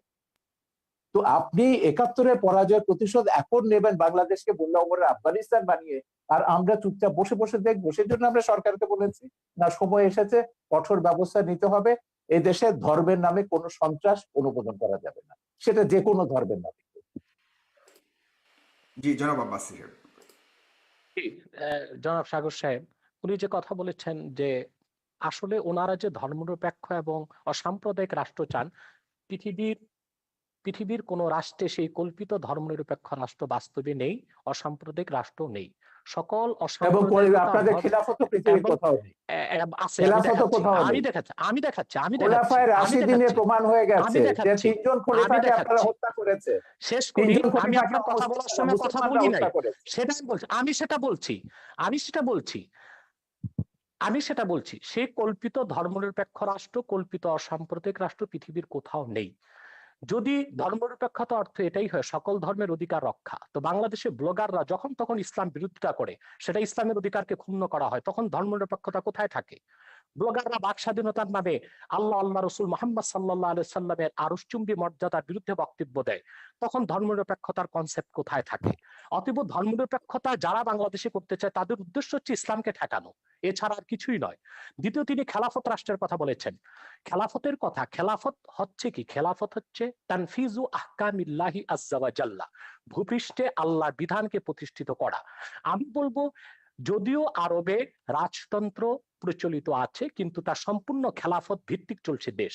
সেখানে বেনামাজিকে 25 বেত্রাঘাত করা হচ্ছে, সেখানে যারা চুরি করছে তাদের হস্তকর্তন হচ্ছে, যারা জেনা করছে তাদেরকে সাঙ্গে সার করছে। এটা খেলাফত।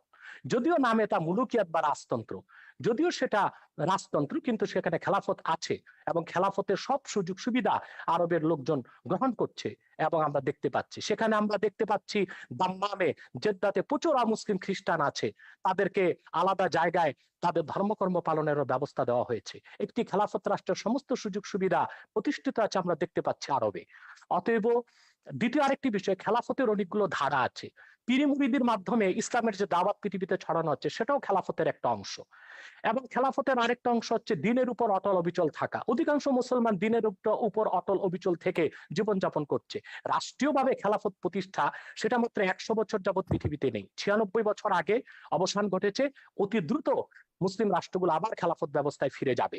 আপনি যে তালেবানের কথা বলেছেন, তালেবান সন্ত্রাসী, সে সন্ত্রাসীদের সাথে যুক্তরাষ্ট্র কাতারে চুক্তিবদ্ধ হয়েছে। এখন তো সে আফগানিস্তান আবার খেলাফতের প্রতি ধাবিত হচ্ছে। পৃথিবীর সুপার পাওয়ার আমেরিকা, অন্যান্য খ্রিস্টান রাষ্ট্রগুলো তা তো থামাতে পারলো না। ব্যর্থতা কি পুঁজিবাদের নয়?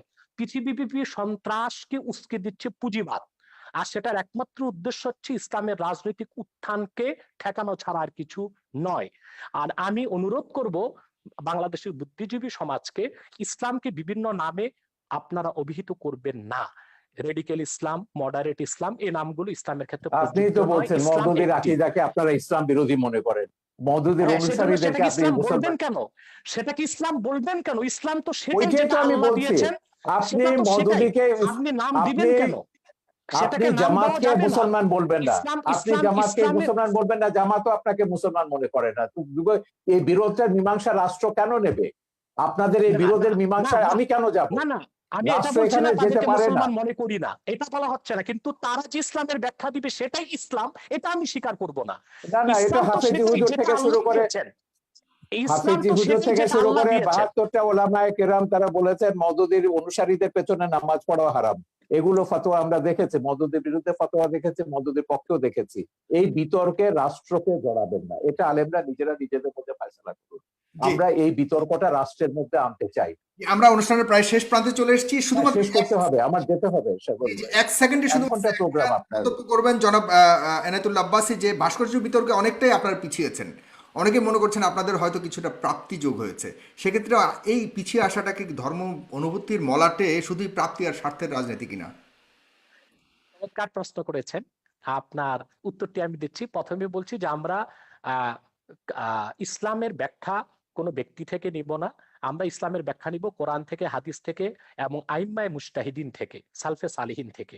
অন্য কোনো ব্যক্তি বা অন্য কোনো ব্যক্তির কোনো ব্যাখ্যা আমরা যদি কোরআন সুন্নাহ মোতাবেক হয় সেটা গ্রহণ করব, নতুবা সেটা পরিত্যাজ্য।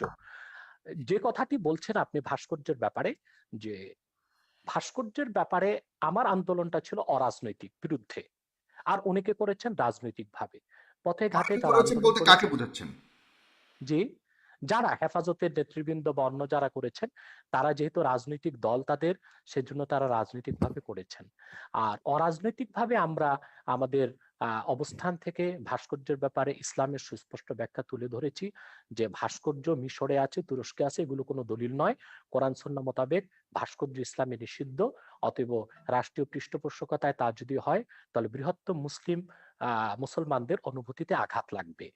বাকি যারা রাজনৈতিক ভাবে একটু নমনীয়তা অবলম্বন একই করছেন, একই কথা আমি বলেছেন বাবুনগরী, এরা মামুনুল হকরা কিন্তু একই কথা বলেছেন আপনি যেটা বলছেন।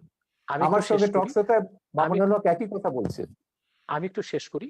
দ্বিতীয়, তারা যারা এখন নমনীয়তার পথ অবলম্বন করেছে, আমি তো তাদেরকে ধন্যবাদ দিব। তারা পরমসহিষ্ণুতাকে প্রকাশ করেছে। অর্থাৎ তারা আসলে ভাঙচুরে বিশ্বাসী নয়, তারা সন্ত্রাস সহিংসতায় বিশ্বাসী নয়। তারা রাজনৈতিক ভাষা, আন্দোলনের ভাষায় সরকারকে মেসেজ দিয়েছে যে দেশের অধিক সংখ্যক মুসলমান ভাস্কর্যকে চায় না, অতএব ভাস্কর্য না করা হোক, এটা মুসলমানদের অনুভূতির প্রতি শ্রদ্ধা দেখানো হোক। আর দ্বিতীয়ত, ভাস্কর্যের বিপক্ষে যারা আন্দোলন করেছে, কথা বলেছে, কেউ পারচেজ করেছে কি না, রাজনৈতিক স্বার্থে করেছে কিনা, সেটা তাদের ব্যক্তিগত বিষয়। সেটার সাথে বৃহত্তর মুসলিম সমাজ ও অরাজনৈতিক আলেম ওলামাদের কোনো সম্পর্ক নেই। অরাজনৈতিক আলেম ওলামা ও বৃহৎ স্বার্থে যে এদেশের বৃহৎ মুসলিম সমাজ যে বিরোধিতা করছে, তা একান্তই ইসলামের অনুভূতি থেকে। দ্বিতীয়ত, যারা নমনীয়তা এখন অবলম্বন করছে, আমি তো শুনতে পেরেছি যে স্বরাষ্ট্রমন্ত্রী মহোদয়ের সাথে তারা সাক্ষাৎ করেছেন এবং স্বরাষ্ট্রমন্ত্রী মহোদয় তাদেরকে আশ্বাস দিয়েছেন যে অনতিবিলম্বেই সরকার আলেম ওলামার সাথে বসবেন এবং সুন্দর একটি সুরাহা বের করার চেষ্টা করবেন। যদি রাষ্ট্রের পক্ষ থেকে এই ধরনের আশ্বাস দেওয়া হয়, সেখানে তো আর আন্দোলন করে মাঠ গরম করার কোনো প্রয়োজন নেই। অতএব ওলামায়ে কেরাম যারা এখন শীতলতা অবলম্বন করেছেন, আমি মনে করি তারা প্রজ্ঞার পরিচয় দিয়েছেন। জি, অনেক ধন্যবাদ জনাব শাহরিয়ার কবির, আপনি অনেক ব্যস্ততার মধ্যেও আমাকে সময় দিয়েছেন, ফেস দ্য পিপলকে সময় দিয়েছেন। আপনাকে আবারও নেক্সট টাইম অন্য একটা অনুষ্ঠানে আপনাকে আশা করছি। এই বিতর্কের অবসান আমরা সবাই চাই, আপনি যেমনটা চান আমরাও চাই। এই দেশ শান্তির দেশ, এই দেশের 30 লক্ষ শহীদের রক্তের বিনিময়ে অর্জিত এই দেশে আমরা কোনোভাবে কোনো বিভেদ, কোনো আমাদের মতামতের মধ্যে, আমাদের জীবন ধারা পরিচালনার মধ্যে, জীবন ব্যবস্থার মধ্যে কোনো ধরনের বিভক্তি থাকুক, এটা আমরা কখনোই চাই না। আমরা সবাই সমানভাবেই চলতে চাই। তবে কিছু কিছু কনফ্লিক্ট যেগুলি আমাদের মনের মধ্যে আছে, সেগুলি এই ধরনের আলোচনার মাধ্যমে অনেকটাই পরিষ্কার হয়ে যাবে আমি মনে করি। এবং আশা করি আমরা সামনের বঙ্গবন্ধুর, জিয়াউর রহমানের এবং অন্যান্য যারা বড় বড় ব্যক্তিত্বরা যে এই দেশকে স্বাধীন করার জন্য জীবনকে উৎসর্গ করেছেন, তাদের যে চাওয়া ছিল সেটা পরিপূর্ণভাবে সফলতা অর্জন করবে আমি বিশ্বাস করি। তো সুতরাং এই অনুষ্ঠানটিকে আপনারা অবশ্যই নিজেদের টাইমলাইনে শেয়ার করে এবং আমাদের ইউটিউব চ্যানেলটিকে অবশ্যই সাবস্ক্রাইব করে আমাদের অন্য অনুষ্ঠানগুলি দেখার আহ্বান জানিয়ে আজকের এই অনুষ্ঠানটি এখানে শেষ করছি। জনাব ডক্টর এনায়েতুল্লাহ আব্বাসী, আপনাকে অনেক ধন্যবাদ। আপনি অসুস্থ আমি জানি আজকে, তবু আপনি এসছেন, এটা একটা বিশাল প্রাপ্তি আমার জন্য, আমার অনুষ্ঠানের দর্শকদের জন্য অনেক বড় প্রাপ্তি। আপনি অসুস্থতা নিয়েও জনাব শাহরিয়ার কবিরের সাথে বসবেন বলে আপনি এসছেন। এতে হাজারো লাখো লাখো আজকের মানুষ যারা দেখেছে, তারা অনেক আপনার প্রতি অনেক কৃতজ্ঞতা আমার পক্ষ থেকে, তাদের পক্ষ থেকে আমি জানাচ্ছি আপনার প্রতি কৃতজ্ঞতা। ধন্যবাদ, ভালো থাকবেন।